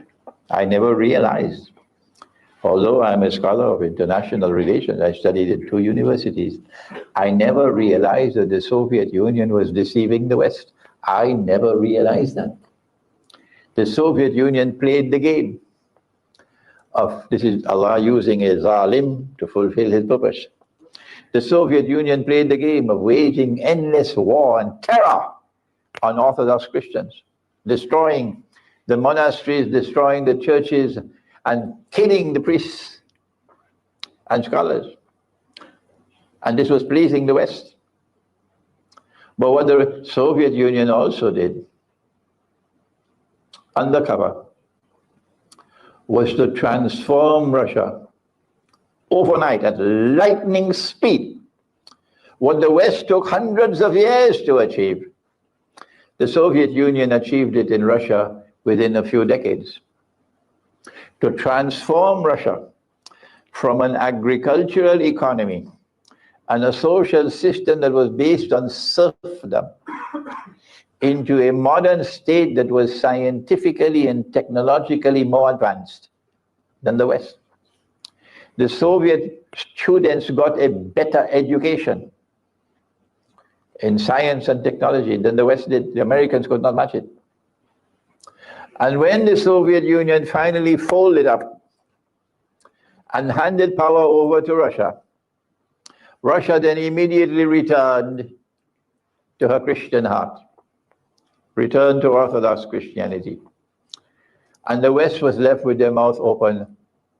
How did this happen? We didn't plan it this way. We didn't plan it this way. They planned their plan, but Allah planned his plans. But that's not the full story. China also deceived them. China was led by Chiang Kai-shek, and he was Christian. He was Christian. And China is Buddhist, and China is Confucian and so on. But he was Christian of the Western Christian brand, the monkey tongue side. He was not the Orthodox Christian. So the West was very happy to have a leadership in China that belonged to monkey tongue. So they embraced Chiang Kai-shek. And they gave to China permanent status in the Security Council of the United Nations. So they will have Britain, France, the United States, and China all together. And the Russia, which is under Soviet rule, was undercover with them. So they controlled the Security Council. And then came in the 1940s, just after the United Nations was established, the Chinese Revolution. And Mao Zedong took over China and brought with it Chinese communism. And exactly the same way that Russian communism was waging war on religion and the Orthodox Christian faith, Chinese communism now started waging war on the religious way of life in China, bringing communism. And these two players deceived the West into believing they were enemies of each other. And we were also deceived, all these scholars of political science. We could not understand that the hostility and antagonism between communist China and communist Russia was just a game to deceive the West. And what Mao Zedong did and Chinese communism did was exactly what the Soviet Union did for Russia. That overnight China was transformed into the China that you know. A country with a scientific and technological development on par with the West.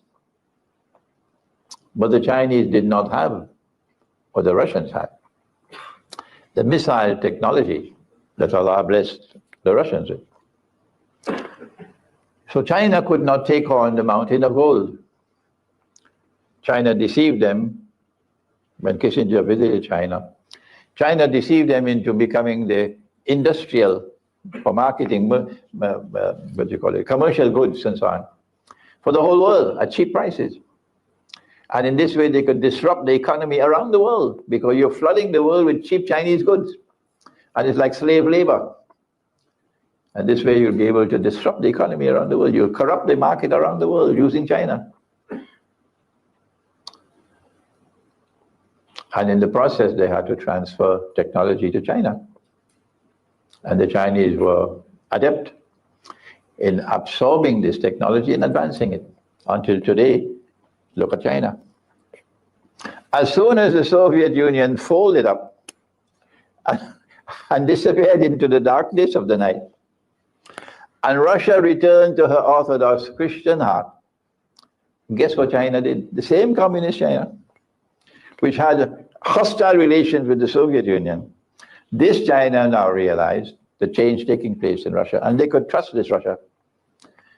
And then came the most momentous event in world history since the emergence of modern Western civilization, is the Chinese-Russian military alliance that we now have. Economic, monetary, and military alliance between China and Russia. And so now the stage is set for Surah Rahman. Surah Rahman. And this is the one surah of the Quran in which Allah, I will only take another few minutes. There's one surah of the Quran in which Allah has repeated one ayah or one verse 31 times. 31 times. Indicating you better study this surah carefully. Because located inside of this surah is importance of tremendous, knowledge of tremendous importance. That's why he has repeated فَبِأَيِّ آلَاءِ رَبِّكُمَا 31 times. And I have lectured on this before, maybe here in Birmingham, but my book at the back is entitled The Quran, the Great War and the West. And in that book I have written on this subject. The Surah Rahman is referring to the Great War. When Allah says, نَفْرُغُ لَكُمْ أَيُّهَا الثَّقَلَانِ, I am going to deal with both of you who are laden with sin. This meaning monkey town, and this being the jinn who are allied with monkey town. I'm going to deal with both of you who are laden with sin. نُرْسَلُ عَلَيْكُمَا شُوَازٌ مِّن نَّارٍ وَنُحَاسٌ فَلَا تَنْتَصِرَانِ. I'm going to send against you flash of fire, and it will be followed by smoke. And when that happens, there will be none to help you. Me, I understand this to be nuclear war. A flash of fire followed by smoke. And so I want to conclude that the Great War, in my analysis, is going to result in the destruction of modern Western civilization. That the West will not survive as an actor in international affairs after this. What remains of the West at the end of this war will be something of peripheral importance. So then why would the Zionists be so lusting for the war? Why are the Zionists so lusting for this war, which is going to destroy the West? I think you can answer that question yourself. The Quran speaks in Surah Al-Mursalat about a shadow. Intaliku ila zillin zi thalathi shu'ab. Proceed to a shadow which will now come over the world, and that shadow will unfold in 3 parts. My analysis in Jerusalem in the Quran, which was written 20 years ago, is that the first part of the shadow, in the first part of the shadow, Pax Britannica emerged. And in the second part of the shadow, Pax Americana emerged. And in the third and last part of the shadow, a Pax Judaica is planned. for Israel to become the ruling state in the world. You are familiar with that, but the Darul, they don't want to hear it. I don't know what's wrong with them. When the third part of the shadow is finished, then the shadow will be gone. And then who will emerge? Dajjal himself. My view, with which I now conclude, is that a Pax Judaica cannot emerge to succeed Pax Americana while modern Western civilization still remains a dominant actor in the world. And so the destruction of the West is meant to prepare the way and facilitate the way for a Pax Judaica to replace Pax Americana.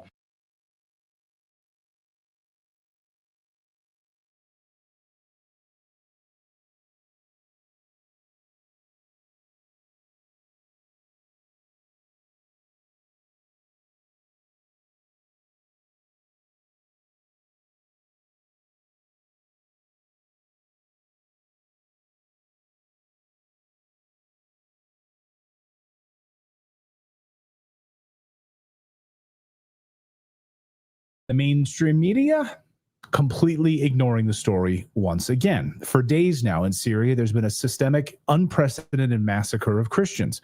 The killing of monks, the burning of monasteries, burning of entire Orthodox villages, which you can see fires from a distance. I mean, miles away, these Christian villages being burned. Alawite villages, Christian villages, all in Syria. Syrian government isn't doing anything to stop it because this is exactly what they want, of course. Instead of stopping it, they're inviting the new leader of Syria, who's an ISIS terrorist, to the United Nations to wine and dine him, celebrate his new leadership and his clean-kept beard and his hair gel. They don't want you to remember what he used to look like. There he is, whining and dining with Emmanuel Macron. Christians are taking to the streets in protest of these brutal killings across Syria, saying, "We are soldiers of Christ." Watch.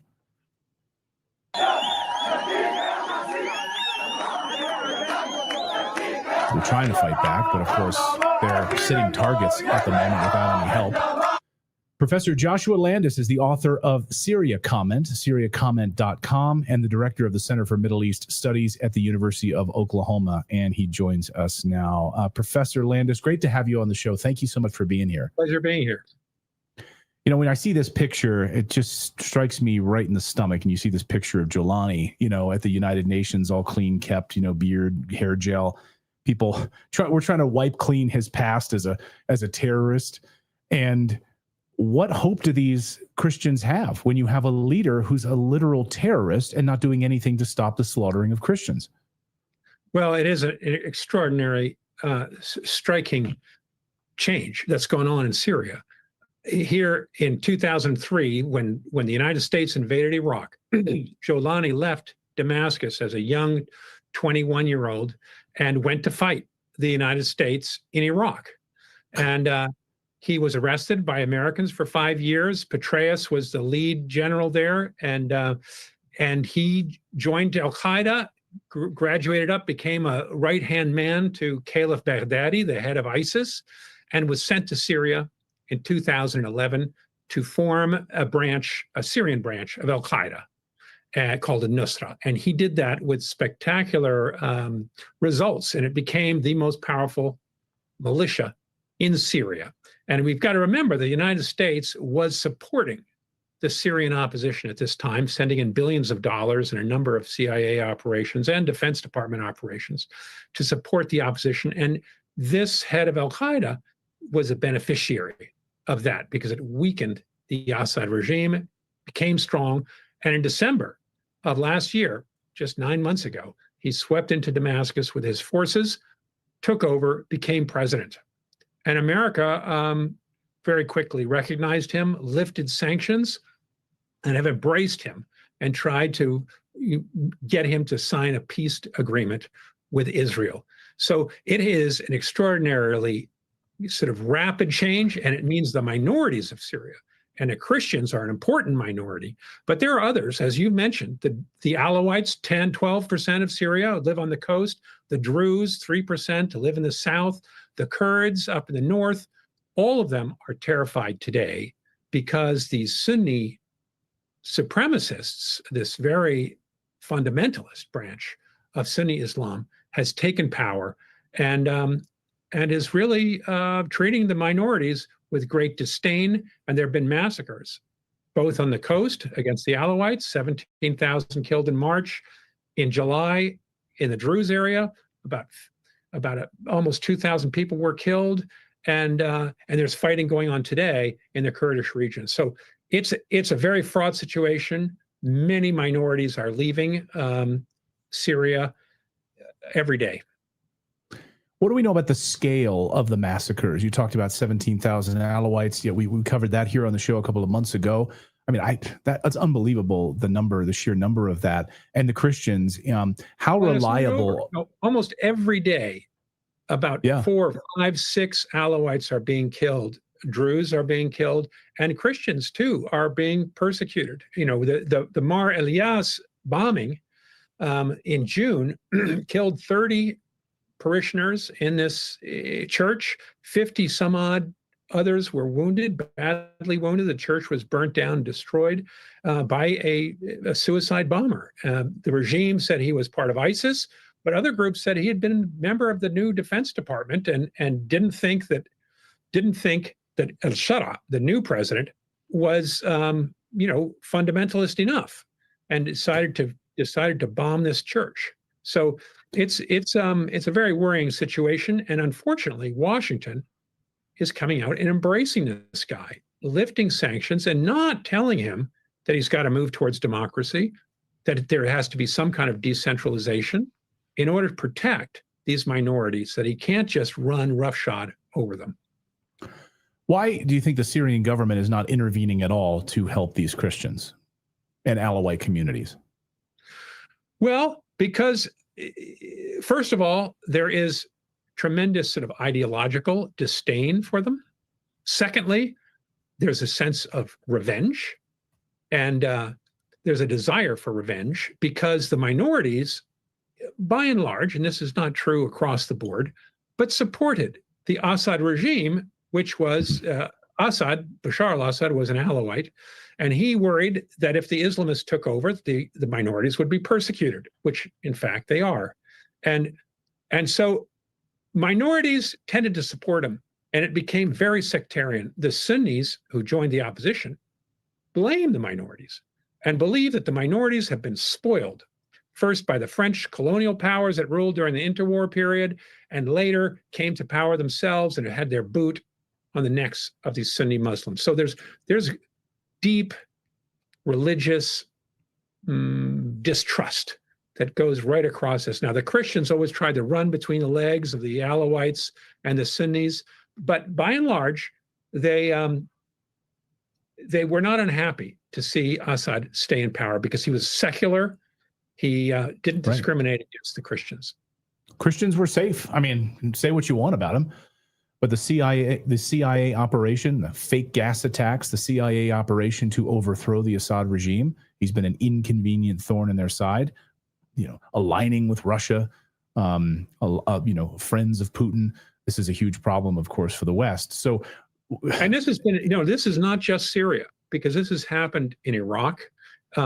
This has happened in Lebanon. When you get civil war, when you get the state collapsing, and when America overthrew Saddam Hussein, now Saddam was a brutal dictator, but Christians were safe there, and they were about 3% of Iraq. Today, there's almost no Christians left in Iraq because civil war, people begin preying on each other, and you get the rise of this very right-wing fundamentalism. And that meant that Christians were discriminated against, and often they had an ISIS put, a big N for Nusayri, for a Christian, a symbol for Christian on the doors of Christians, and made them pay jizya, and often just killed them. So why do you think the Western media, Professor, why do you think the Western media and governments are almost completely silent about this? I don't hear the Trump administration talking about it at all. I don't hear the Western media talking about it at all. Flip on Fox News, CNN, nothing. There's no coverage of it. You have to rely on little dog and pony shows like ours. Well, you're right. And you would think that President Trump, who was backed by Christian groups, would be more outspoken about this, but he for some reason he's not. He has embraced, he's embraced shut up. who the Saudis and the Turks said, this is our guy. You need to lift sanctions and let Syria grow again. And he did that, and he's embraced. And we all support that. I mean, death by sanctions. Like we call it here on the show. Is it like sanctions or weapons of mass? Sanctions of the most marginalized people. Sanctions of mass destruction. So we support that, but killing Christians. Right. And there hasn't been a hue and cry. And Christian groups have become, they've abandoned the Christians in the Middle East. There's no doubt about it. And they don't have a very strong voice for this. And I think it's gotten, I don't know why exactly it has gotten lost in this struggle. Oh, it's absolutely devastating. And as you point out, the slaughtering of Alawites, of Druze, of Christians continues right now as we are speaking. And now our Kurdish allies who helped us fight ISIS, who helped us in Iraq, are on the verge of being abandoned by the United States, which is drawing down its troops and perhaps preparing to leave the region. In which case, they're going to get their heads knocked in. Oh my God, Professor, thank you for this. Thank you for this eye-opening discussion. I hope that more people are paying attention to this. And by the way, share this. Please clip this out and share.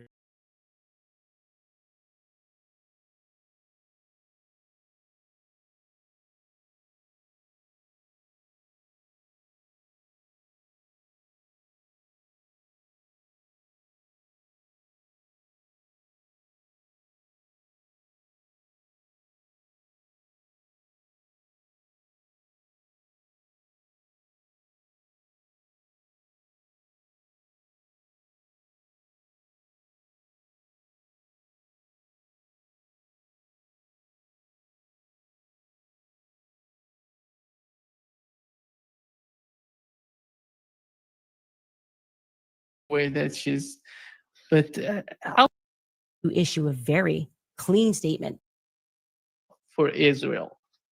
And yesterday, Candace Owens, during her podcast, she challenged TPUSA about the way that Charlie Kirk really felt about Israel. Here is what she said before going to your comment. Thanks. Turning Point USA executives to issue a very clean statement saying that I am lying if this is not true. About 48 hours before Charlie Kirk died, Charlie informed people at Turning Point, as well as Jewish donors and a rabbi, that he had no choice but to abandon the pro-Israel cause outright. Okay, Charlie was done. He said it explicitly that he refused to be bullied anymore by the Jewish donors. Can you guys answer? Did he express that? Did he also express that he wanted to bring me, Candace Owens, back because he was standing up for himself? And then did he, just 48 hours later, conveniently catch a bullet to the throat before our onstage reunion could happen? It's a yes or a no. Okay, let's stop this ditching. Let's stop the dodging. Let's explicitly, I want to hear from Turning Point USA that I'm lying about that. I want you to say no. Yeah, you get the way that she's, but how do you see the whole situation with Charlie Kirk and Israel, Max? It's a bigger discussion about the American public in Israel and the complete collapse of American support. And so there was this letter that Netanyahu initially presented when he wanted to claim the legacy of Charlie Kirk, but he didn't release the full letter and just said, Charlie sent me a letter and it outlines his love for Israel. And I invited him to come to Israel 2 weeks before his death. Netanyahu didn't say if Charlie Kirk had agreed to come to Israel. He didn't explain what the contents were. And so Candace Owens has been demanding that he release the full letter. And I did so as well on the show of Charlie Kirk's friend, Matt Gaetz, who also is very uncomfortable with the special relationship in which Israel dominates American affairs in the region and basically bosses around the president and Congress. This is a former member of Congress. So Netanyahu does, soon after that, or someone close to Netanyahu releases this letter. It was obviously an exercise in damage control. and the letter is a digital reproduction of something. It's undated, and what it contains is more complex than the way some who have either deliberately attempted to spin it to make Charlie Kirk seem like this diehard, dyed-in-the-wool, ride or die Israel supporter, or though, like for example, Bill Ackman promoted that letter, as well as the New York Post. Bill Ackman, the billionaire Netanyahu cutout, who I exposed for hosting this secret pro-Israel influencer summit with Charlie Kirk back in August. So he was determined to show that Charlie Kirk was on board with Israel. And so too was the New York Post, which is a vehicle for Netanyahu's propaganda machine. But if you look at the letter, the contents are much more complex. I mean, and you can see Charlie Kirk doesn't understand the position he's in as a Israeli subcontractor. And he's asking Netanyahu and Israel to do the work of Israeli propaganda in the US rather than contract out to all of these highly influential Gentiles. He doesn't get how it works. The other thing is the letter supposedly was dated in May. And it's almost like it felt like light years away from where Charlie Kirk wound up in August following this very uncomfortable influencer summit where he was screamed at by a Zionist fanatic who's a UK lawyer named Natasha Hausdorff. And basically, if you look at the timeline and the chronology, the letter comes out in May. He also is urging Netanyahu to make his own case for the war on Iran and stating that the American public is against the war and that he doesn't want to be a lobbyist for a war for another country in that letter. The war comes in June. Charlie Kirk is in the White House lobbying against the war. That's a fact. I reported that first, and then J.D. Vance, the vice president of the U.S., corroborated what I reported, as did Tucker Carlson. Then July, the Student Action Summit of TPUSA in Florida, where Tucker Carlson lashes out at Bill Ackman, everyone from him to Megyn Kelly to Rob Schneider, the comedian, calls Jeffrey Epstein a Mossad agent and says the president needs to tell the public the truth, which made Trump very uncomfortable, as well as Israel. And they have this debate about the Gaza genocide with comic Dave Smith, an anti-Zionist Jew, on stage. You're not supposed to debate this.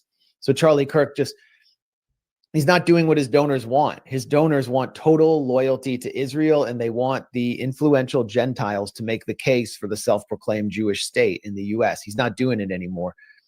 Then the influencer summit in August.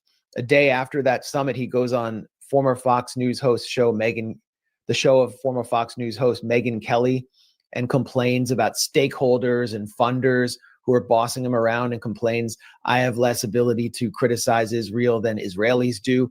So it's very clear there's a difference in what happened between August and May with Charlie Kirk. And then, as I reported, he lost one of his biggest, if not his absolute biggest donor a month later, right before his death, Robert Shillman, who is not just an anti-Palestinian Likudnik billionaire money man in the United States. He's an anti-Islam activist.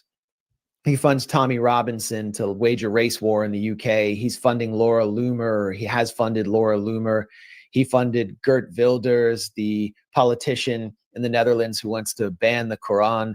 This is like an extreme figure. And he actually, according to my sources, and haven't heard anything from Robert Shillman, demanded that a plaque that was going to be erected inside TPUSA headquarters in Phoenix not go up in his name, took the money away. I mean, we're talking about over $6 million here that he has allegedly contributed. So by the end, as I also revealed, there were these Zoom calls that Charlie Kirk had to call into constantly, where he would meet with a consortium of 10 or so Netanyahu cutouts in the US. One of them was Sean McGuire from Sequoia Capital, who I think helped coordinate Elon's visit to Israel. Fanatical Zionist, said Zoran Mamdani comes from a culture of deception. Joshua Hammer from Newsweek, he's an editor who called for, on October 8th, 2023, called for Gaza to be razed to the ground and turned into a football stadium. And Bill Ackman.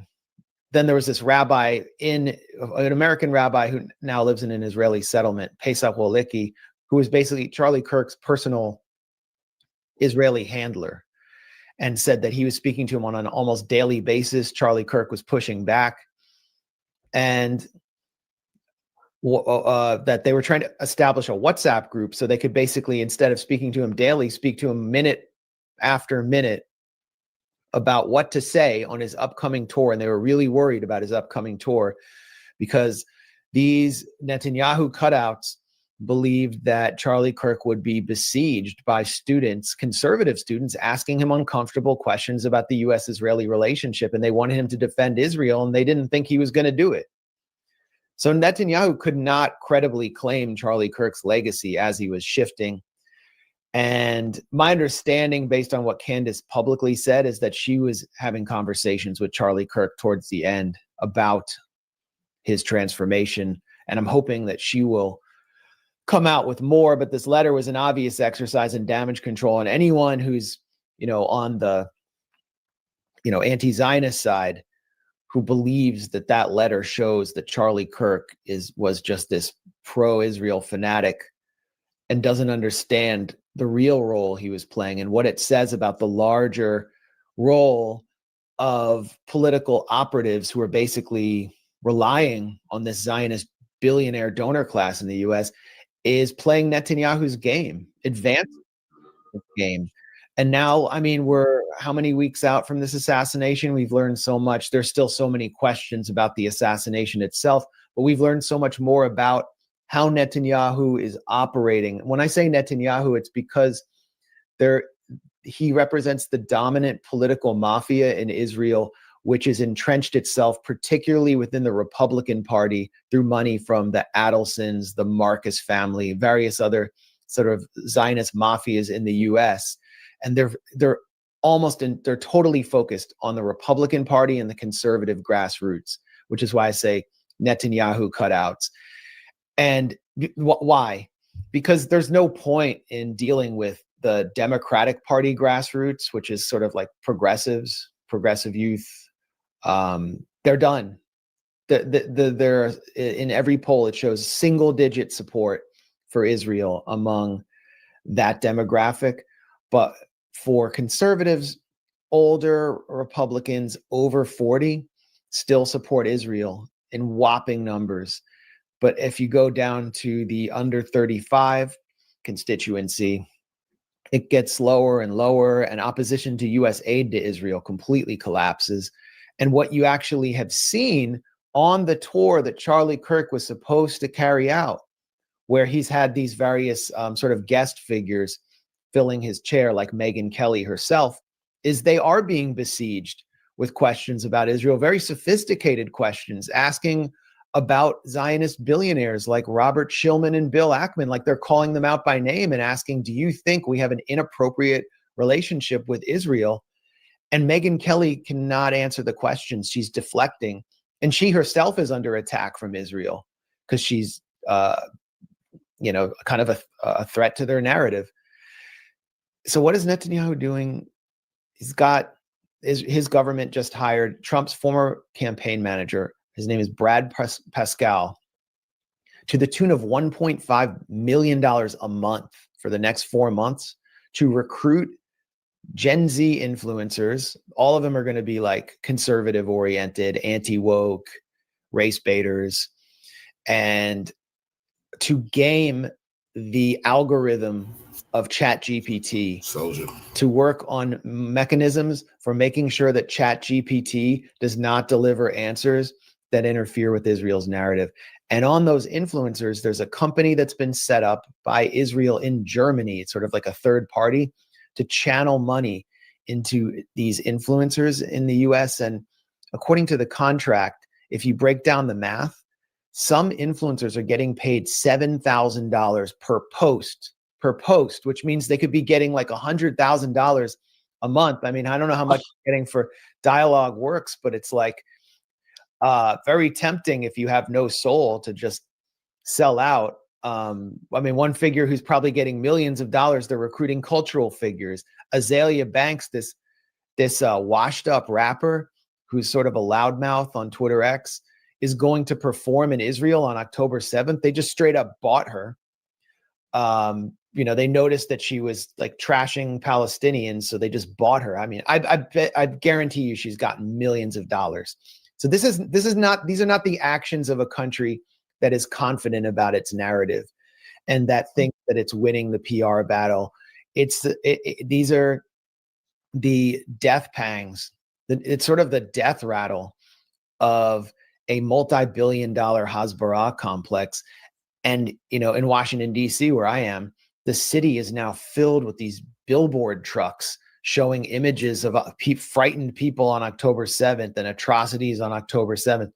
Many of them actually committed by the Israeli military against their own citizens. They're just everywhere in D.C. I mean, there are like dozens of these trucks. Who's paying for it? So they're losing.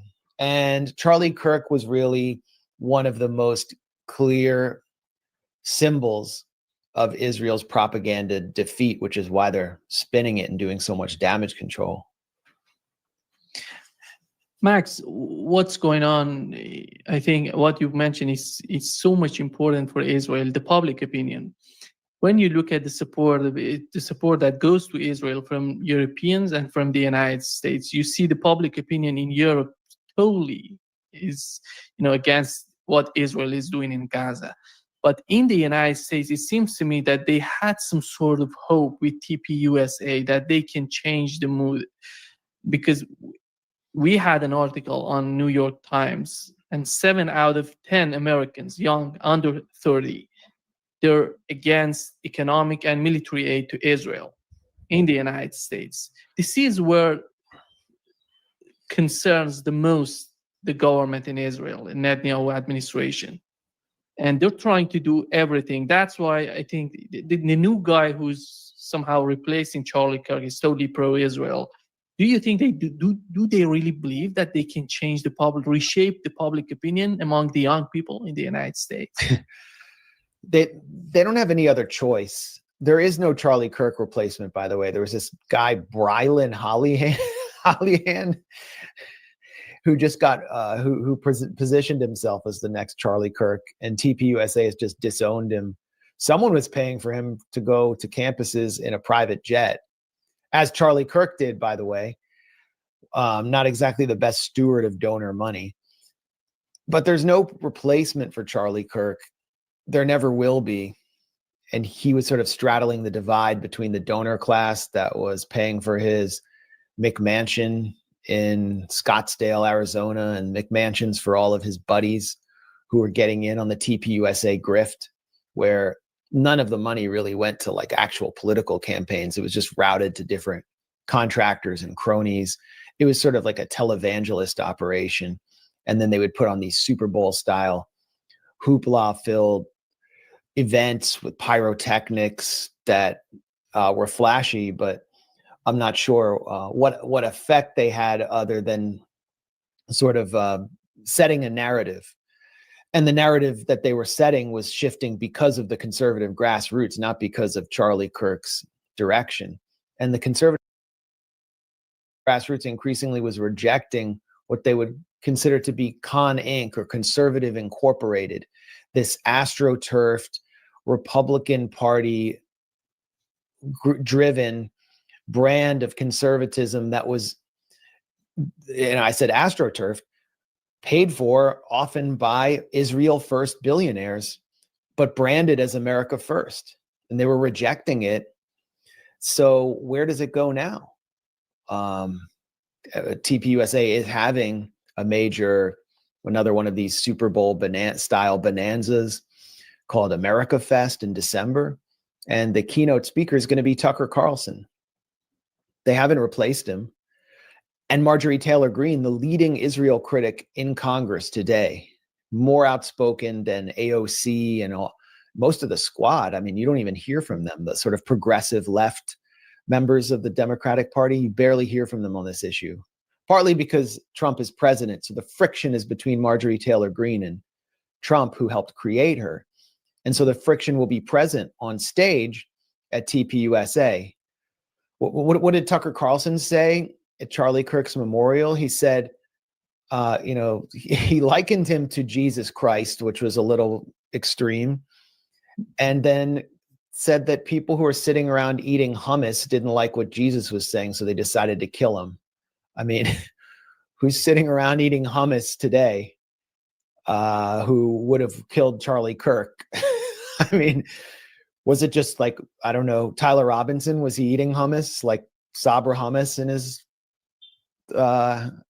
apartment with his furry roommate? Is that what Tucker Carlson was implying? I don't think so. So Tucker is really crossing some red lines for the Zionist movement. They hate him. They really want to silence Tucker Carlson, and they can't do it. So this sort of train is still moving ahead, and it's a ghost train. TPUSA is just like this ghost train that has tons of money because of the figure and image of Charlie Kirk, and everyone's fighting to try to claim his legacy. But ultimately, it's conservative youth under 35 who are going to determine where things go, because TPUSA can't credibly continue to raise money without filling the chairs. And at the same time, they can't raise money without appeasing these Israel first billionaires. So how will they square that contradiction? It's not clear to me that they can.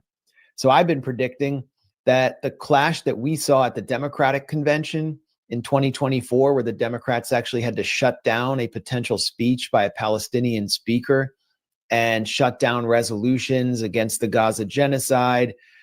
Kamala Harris issued some pathetic rhetoric about the suffering of Palestinian civilians and then said, but Hamas raped everybody on October 7th, further alienating the progressive grassroots. That's going to play out at the Republican convention increasingly in 2028 and beyond. And there are other issues beyond Gaza or Israel for them. It's the wars. Conservative youth, like progressive youth, are not on board with a war on Iran, nor are they supportive of the war that Trump promised to end in Ukraine. It's all going to play out in a way we haven't seen before. And we're going to see these parties, like the bipartisan duopoly, exposed as an undemocratic hologram that only represents the donor class. You talked with the president of Iran when he came to New York, and what was his position? What did he say about the conflict? Because as we know that the aerial tankers, the United States moved them to Europe 3 days ago, and right now they arrived to Al Udeid Air Base in Qatar, and they're trying to do something, the same sort of movement that we've seen during the first conflict direct war between Iran and Israel. It seems that they're preparing to do something. And what was the mood on the part of Iranians? Well, just a quick point on that. Netanyahu threatened Iraq in his speech at the UN General Assembly. Many might have missed that. He was threatening the Popular Mobilization Forces. And so any mobilization by the US in the region to support an Israeli strike could go beyond Iran at this point. Netanyahu, I think he held up the placard, his graphic on the blessing and the curse. And the curse extends deep into Iraq. And this is a problem for the United States, because the Popular Mobilization Forces have at least temporarily or momentarily helped stabilize Iraq by integrating with the Iraqi military. These aren't militias. And that has prevented operations on US bases that are right there. So Israel is threatening the stability that has, at least momentarily, benefited the United States.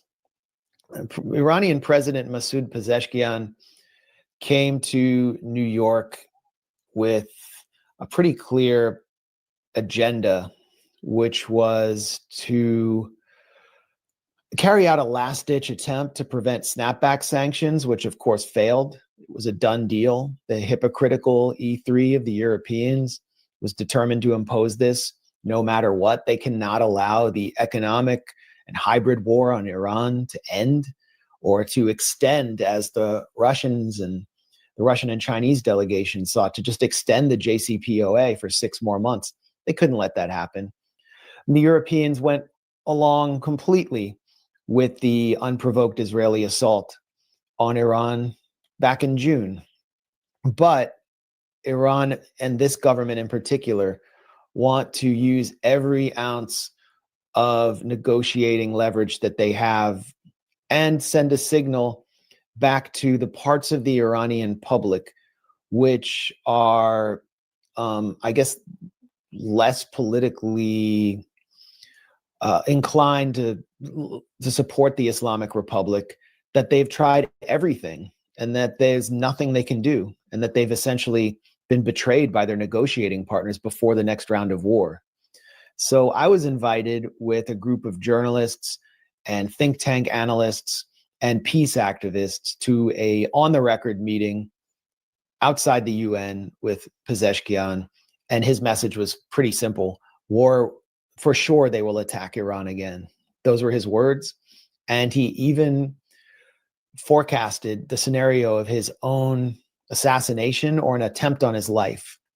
And it was reported that Pezeshkian escaped narrowly from an Israeli assassination attempt in the last round.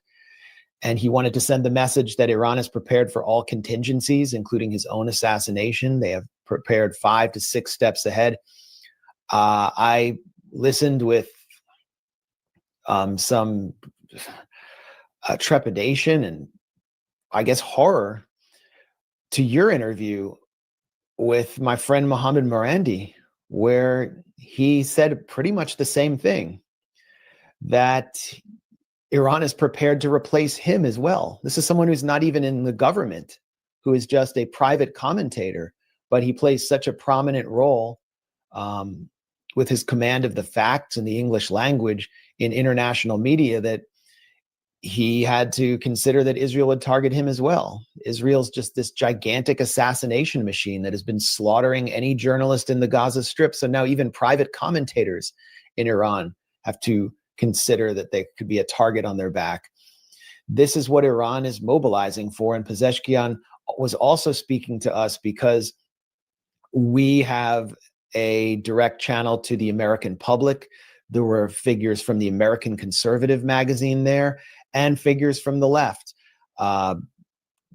So he was basically speaking to the part of the public, the American public that's anti-war. And one of his principal complaints was the concept of terrorism, especially after Israel's attack on Qatar, where it attempted to wipe out the entire Hamas negotiating team in order to eliminate, just end negotiations altogether, but that it attacked inside a U.S. ally. The attack struck a building that was in a densely populated neighborhood in Doha. School was getting out at that time. And he said, why are we called the terrorists when Israel is waging not just a 7-front war and slaughtering children in Gaza, but attacking inside a U.S. ally in a densely populated civilian neighborhood, carrying out assassinations around the world? It was something that he spent a lot of time and breath on complaining about, was the Western understanding of terrorism. And finally, Pezeshkian sort of solicited views on how relations could be improved between the U.S. and Iran, because he has seemingly given up on any ability to move the American president and his administration. He said that Steve Witkoff, the Middle East envoy, would come to Doha for these meetings, negotiations. And he said someone should have recorded this, because he would tell us something very positive about all the progress we were making, moving back to a new deal. And then he would go back to Washington and issue bellicose demands of us that sounded like Israel had told him what to say. The hypocrisy was so astounding, they don't believe they can work with the Americans again. My question to Pezeshkian was to simply quote from a speech delivered by Iran's leader, Ayatollah Ali Khamenei, on September 23rd, where he said that negotiating with the Americans at this point, after what had just happened, would be a declaration of national surrender. And I asked Pezeshkian if that was reflective of his view, partly because of the format of the meeting, because there would be 2 rounds of questioning, and then Pezeshkian would respond kind of in a generalized form, summing up all of the questions. I only got a generalized answer from him that was not a yes or no, which was unfortunate. And Abbas Araghchi, the foreign minister, was seated beside him and interjected at one point during the meeting that in 2018, Israel struck the Natanz facility with an explosive device. They destroyed something like 4,000 centrifuges. And the point of the Israeli attack was to sabotage negotiations with the Americans. But the Iranian negotiating team continued negotiating while increasing enrichment to somewhere near 60%. That was their response. And he was suggesting this will be our response going forward, and that they are flexible about enrichment levels, but only if they receive sanctions relief. That was the message from Araghchi. Max, when it comes to Iran and the war with Iran, do you see that the main objective of the United States and Israel are the same, or they're somehow different in the way that they see the conflict, the war with Iran? How can we even define an American objective in Iran at this point, independent of Israel? The American objective has been outlined by Israel and shaped by Israel over the course of several decades. So there is no distinct American objective. The American objective should be to negotiate with Iran for mutually beneficial win-win trade deals and import-export deals so the U.S. can have cheaper gas. I mean, that's what the U.S. objective should be. But Iran supports resistance in the region to the Gaza genocide. A genocide I consider to be continuous over decades. That's the only reason this is happening. There's no need to pillage Iran to get favorable deals on oil. And ultimately, following the Israeli objective into the next round could lead to the closure of the Strait of Hormuz, which would devastate the global economy and worsen the condition of the American consumer, who's already beginning to suffer the effect of Trump's maximalist, erratic tariffs. So the Israeli objective is Netanyahu's objective, which is regime change. And that becomes the American objective. And the pretext is 60% enriched uranium stockpiles exist somewhere in Iran. So we have to summon all of these US aircraft and send more and more of our dwindling THAAD missile stock to defend Israel as it prepares for another attack. It's like the pretext on Venezuela. The Department of Justice and CIA created a fake cartel, declared that Nicolas Maduro is the head of this cartel, and that the US must attack inside Venezuela to eliminate cartels, to save the lives of Americans who are being poisoned. And anyone who's stupid enough to believe that will actually support the real objective of Marco Rubio and the Gusano Industrial Complex in South Miami, in South Florida, which is regime change. They just, the war on drugs, the war on terror, these are just phony pretexts for US intervention. And in both cases, the United States is following the agenda of a malign fifth column that seeks to exploit US military and economic power to carry out its narrow sectarian agenda. With respect to Iran, Israel has lost the element of surprise that it exploited in using the negotiations to attack Iran. I guess it was on June 10th, June 13th, when it killed numerous off-duty IRGC commanders and nuclear scientists. They've lost that at this point, and there's no negotiation to lull Iran into a false sense of security. They've also lost much of their capacity. It would seem that they've lost much of their capacity to attack from within through Mossad cells, especially with these sort of hidden drone bases inside Iran, which did do a lot of damage. There were a lot of deportations of Afghan migrants who were said to be sort of a base for Mossad recruitment inside Iran. They've lost that. But the most important thing they've lost, and Pezeshkian spoke to this, is the threat of regime change from within, from the Iranian people.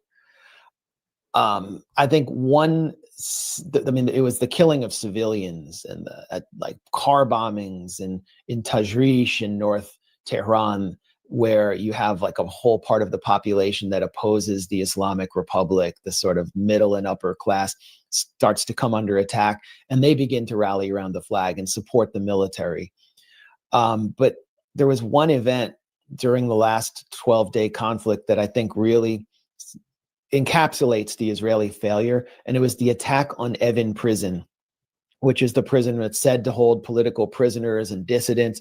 And the Israelis, in this delusional neoconservative fever brain state, thought that if they attacked with a missile strike the gate of Evin prison, it would send a signal to all of the Iranians who hate the Islamic Republic to come out in the streets and that Israel will liberate them.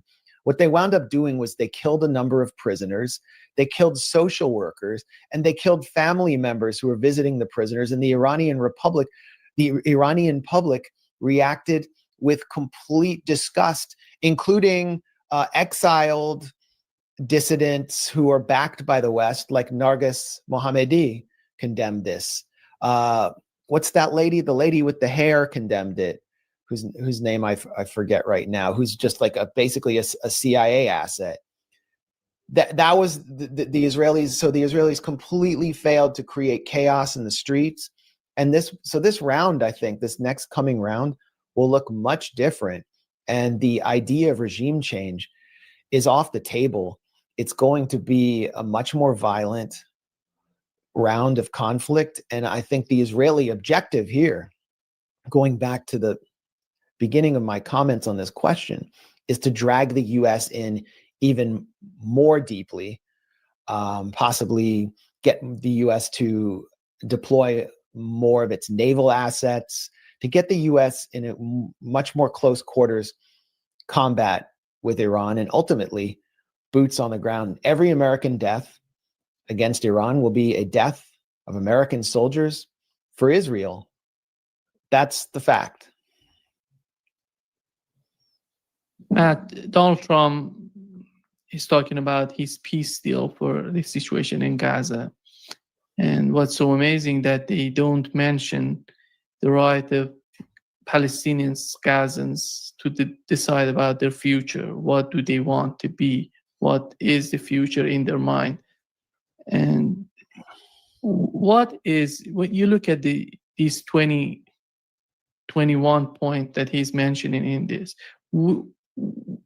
which is, in your opinion, what points are most important, the most important points in the peace deal? And is that going to be possible with what's going on in Gaza? Because Netanyahu came out and said he doesn't care about, but he's not going to withdraw from Gaza. So what's the point, after all, with this peace plan, in your opinion? It's all been cooked up by the Israelis, this 21-point peace plan.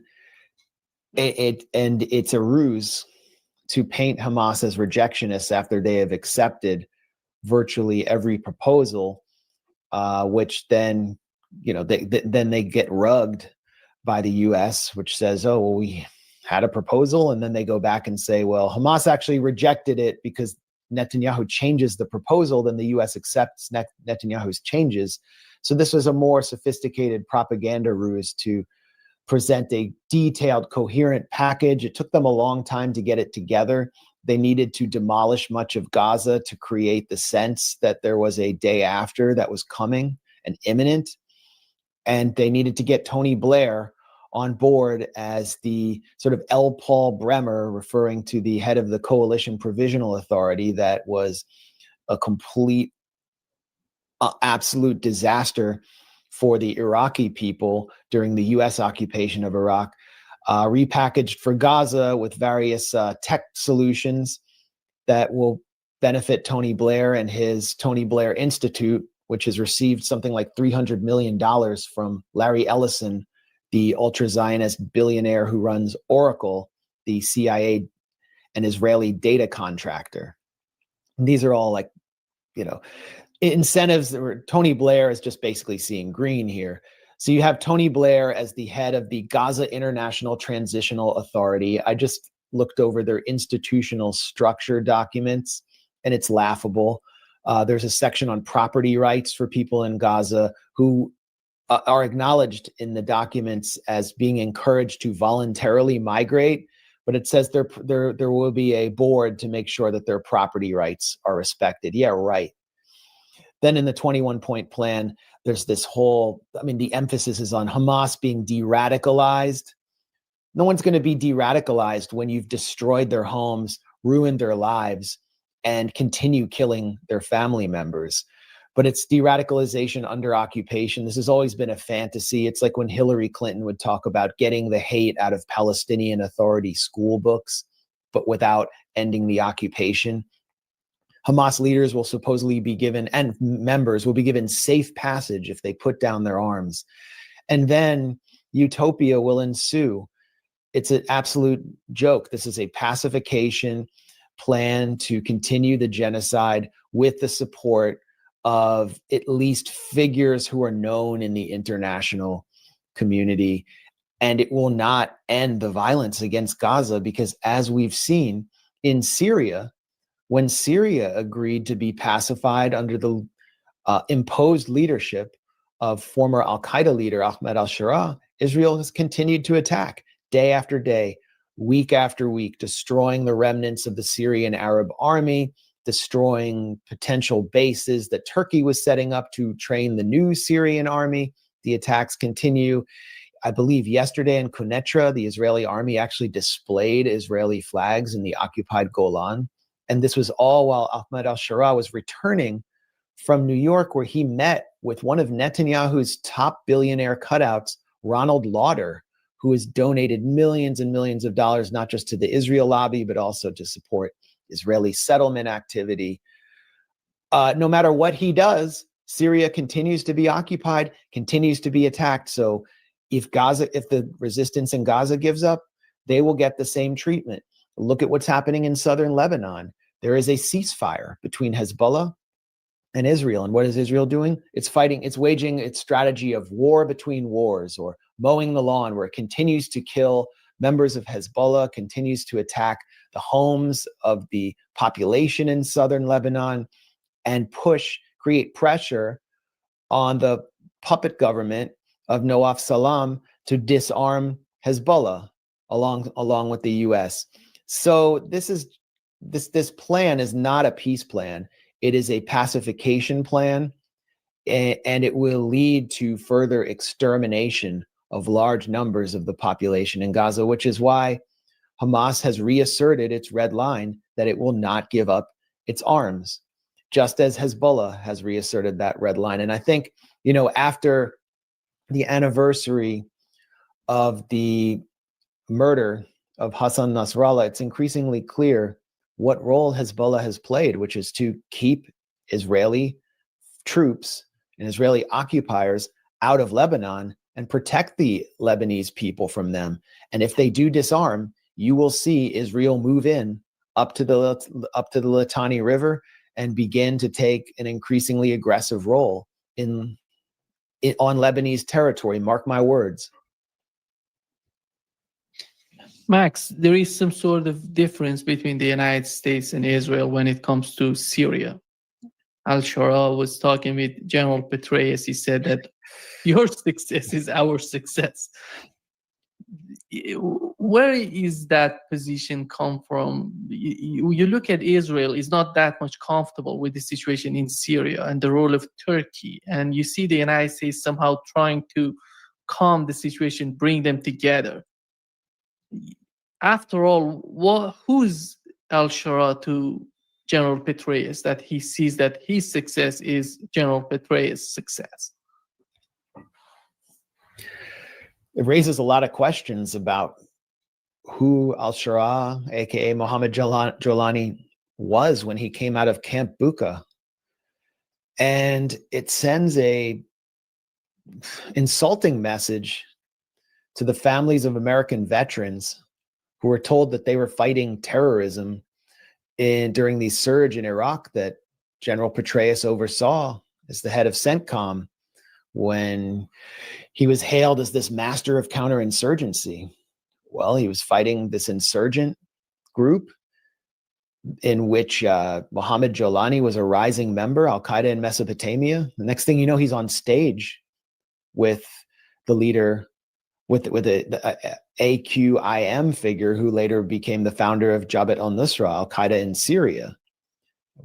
If I were the mother of a veteran who died in Iraq, I'd be pretty disgusted and angry with Petraeus. And I would see this all as just, that I'd realize I would come to have to reckon with the reality that my son had just been a pawn in this great geopolitical conquest for the Middle East, the great game. And that's the role that Shara plays to Petraeus.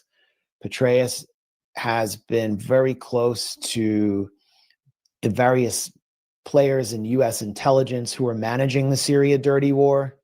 I would see him go into meetings. I once went to a meeting of the White Helmets, the Syrian White Helmets, which were a major sort of soft power card for the U.S. and Turkey and Qatar in the Syrian dirty war.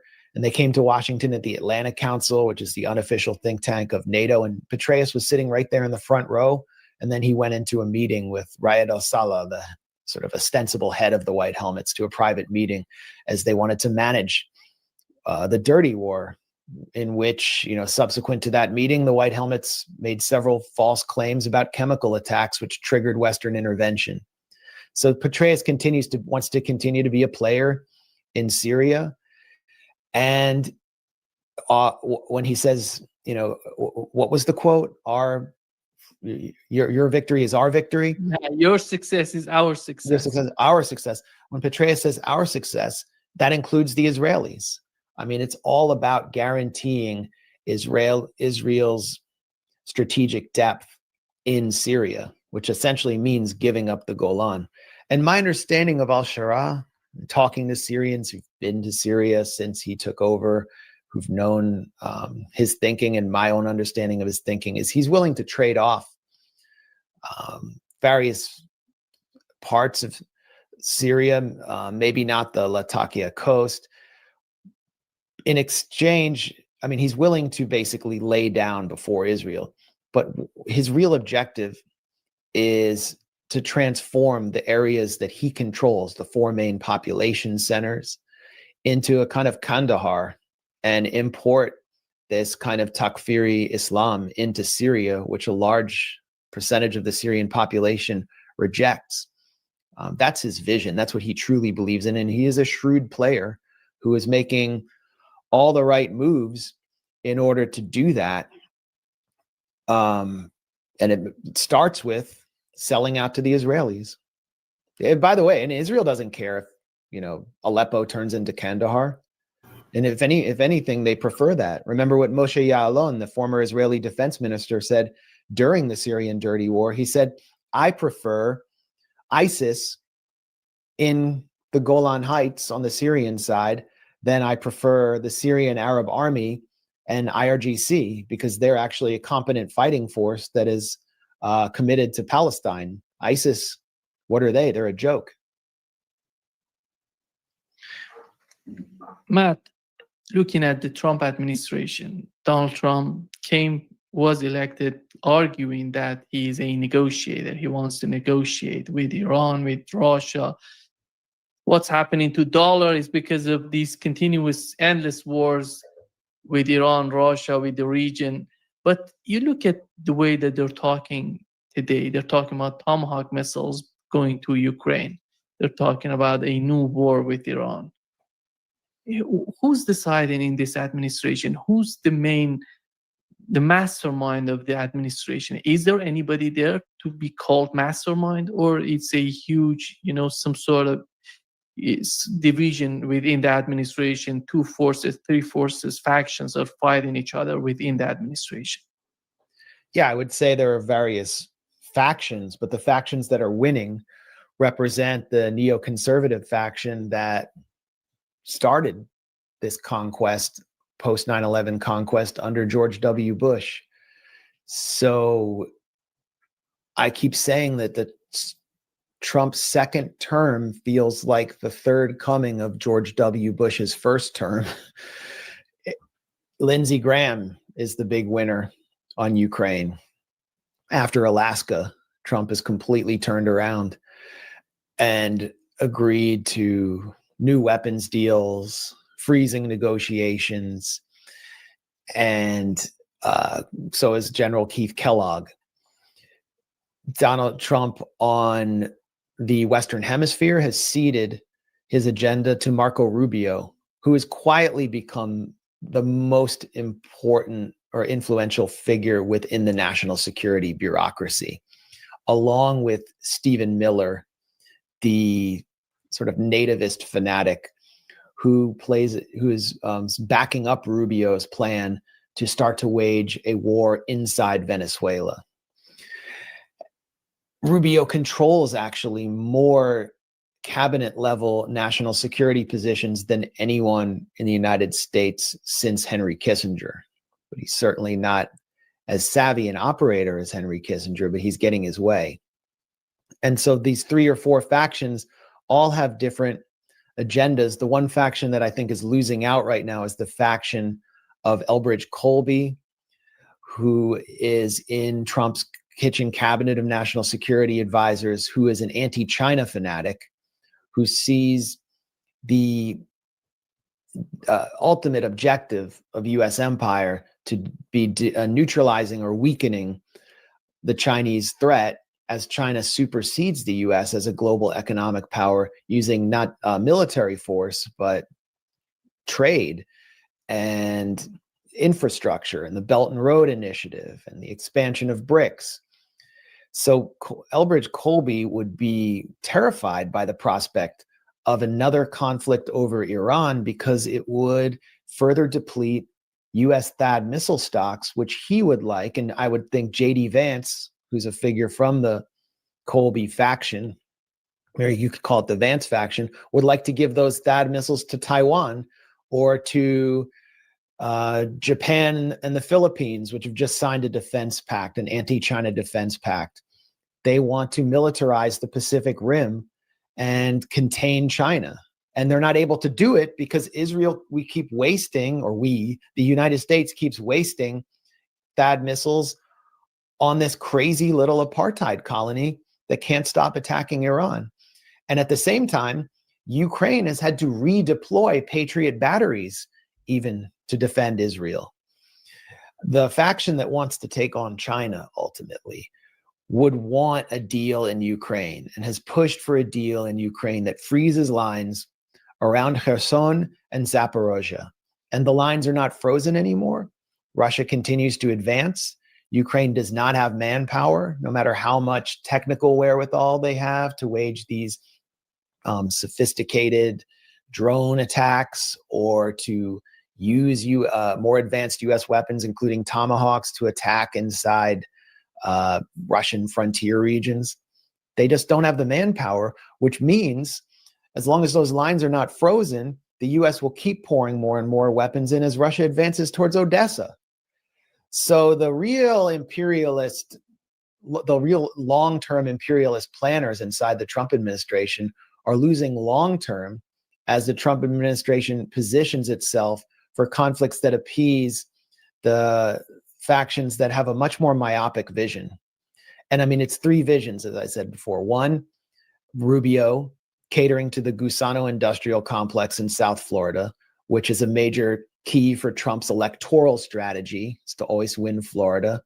But also, I mean, Rubio has this ideological fervor that they share to destroy Venezuela. And then they think once Venezuela is destroyed, they will be able to topple the government in Cuba, which depends on Venezuelan exports and help.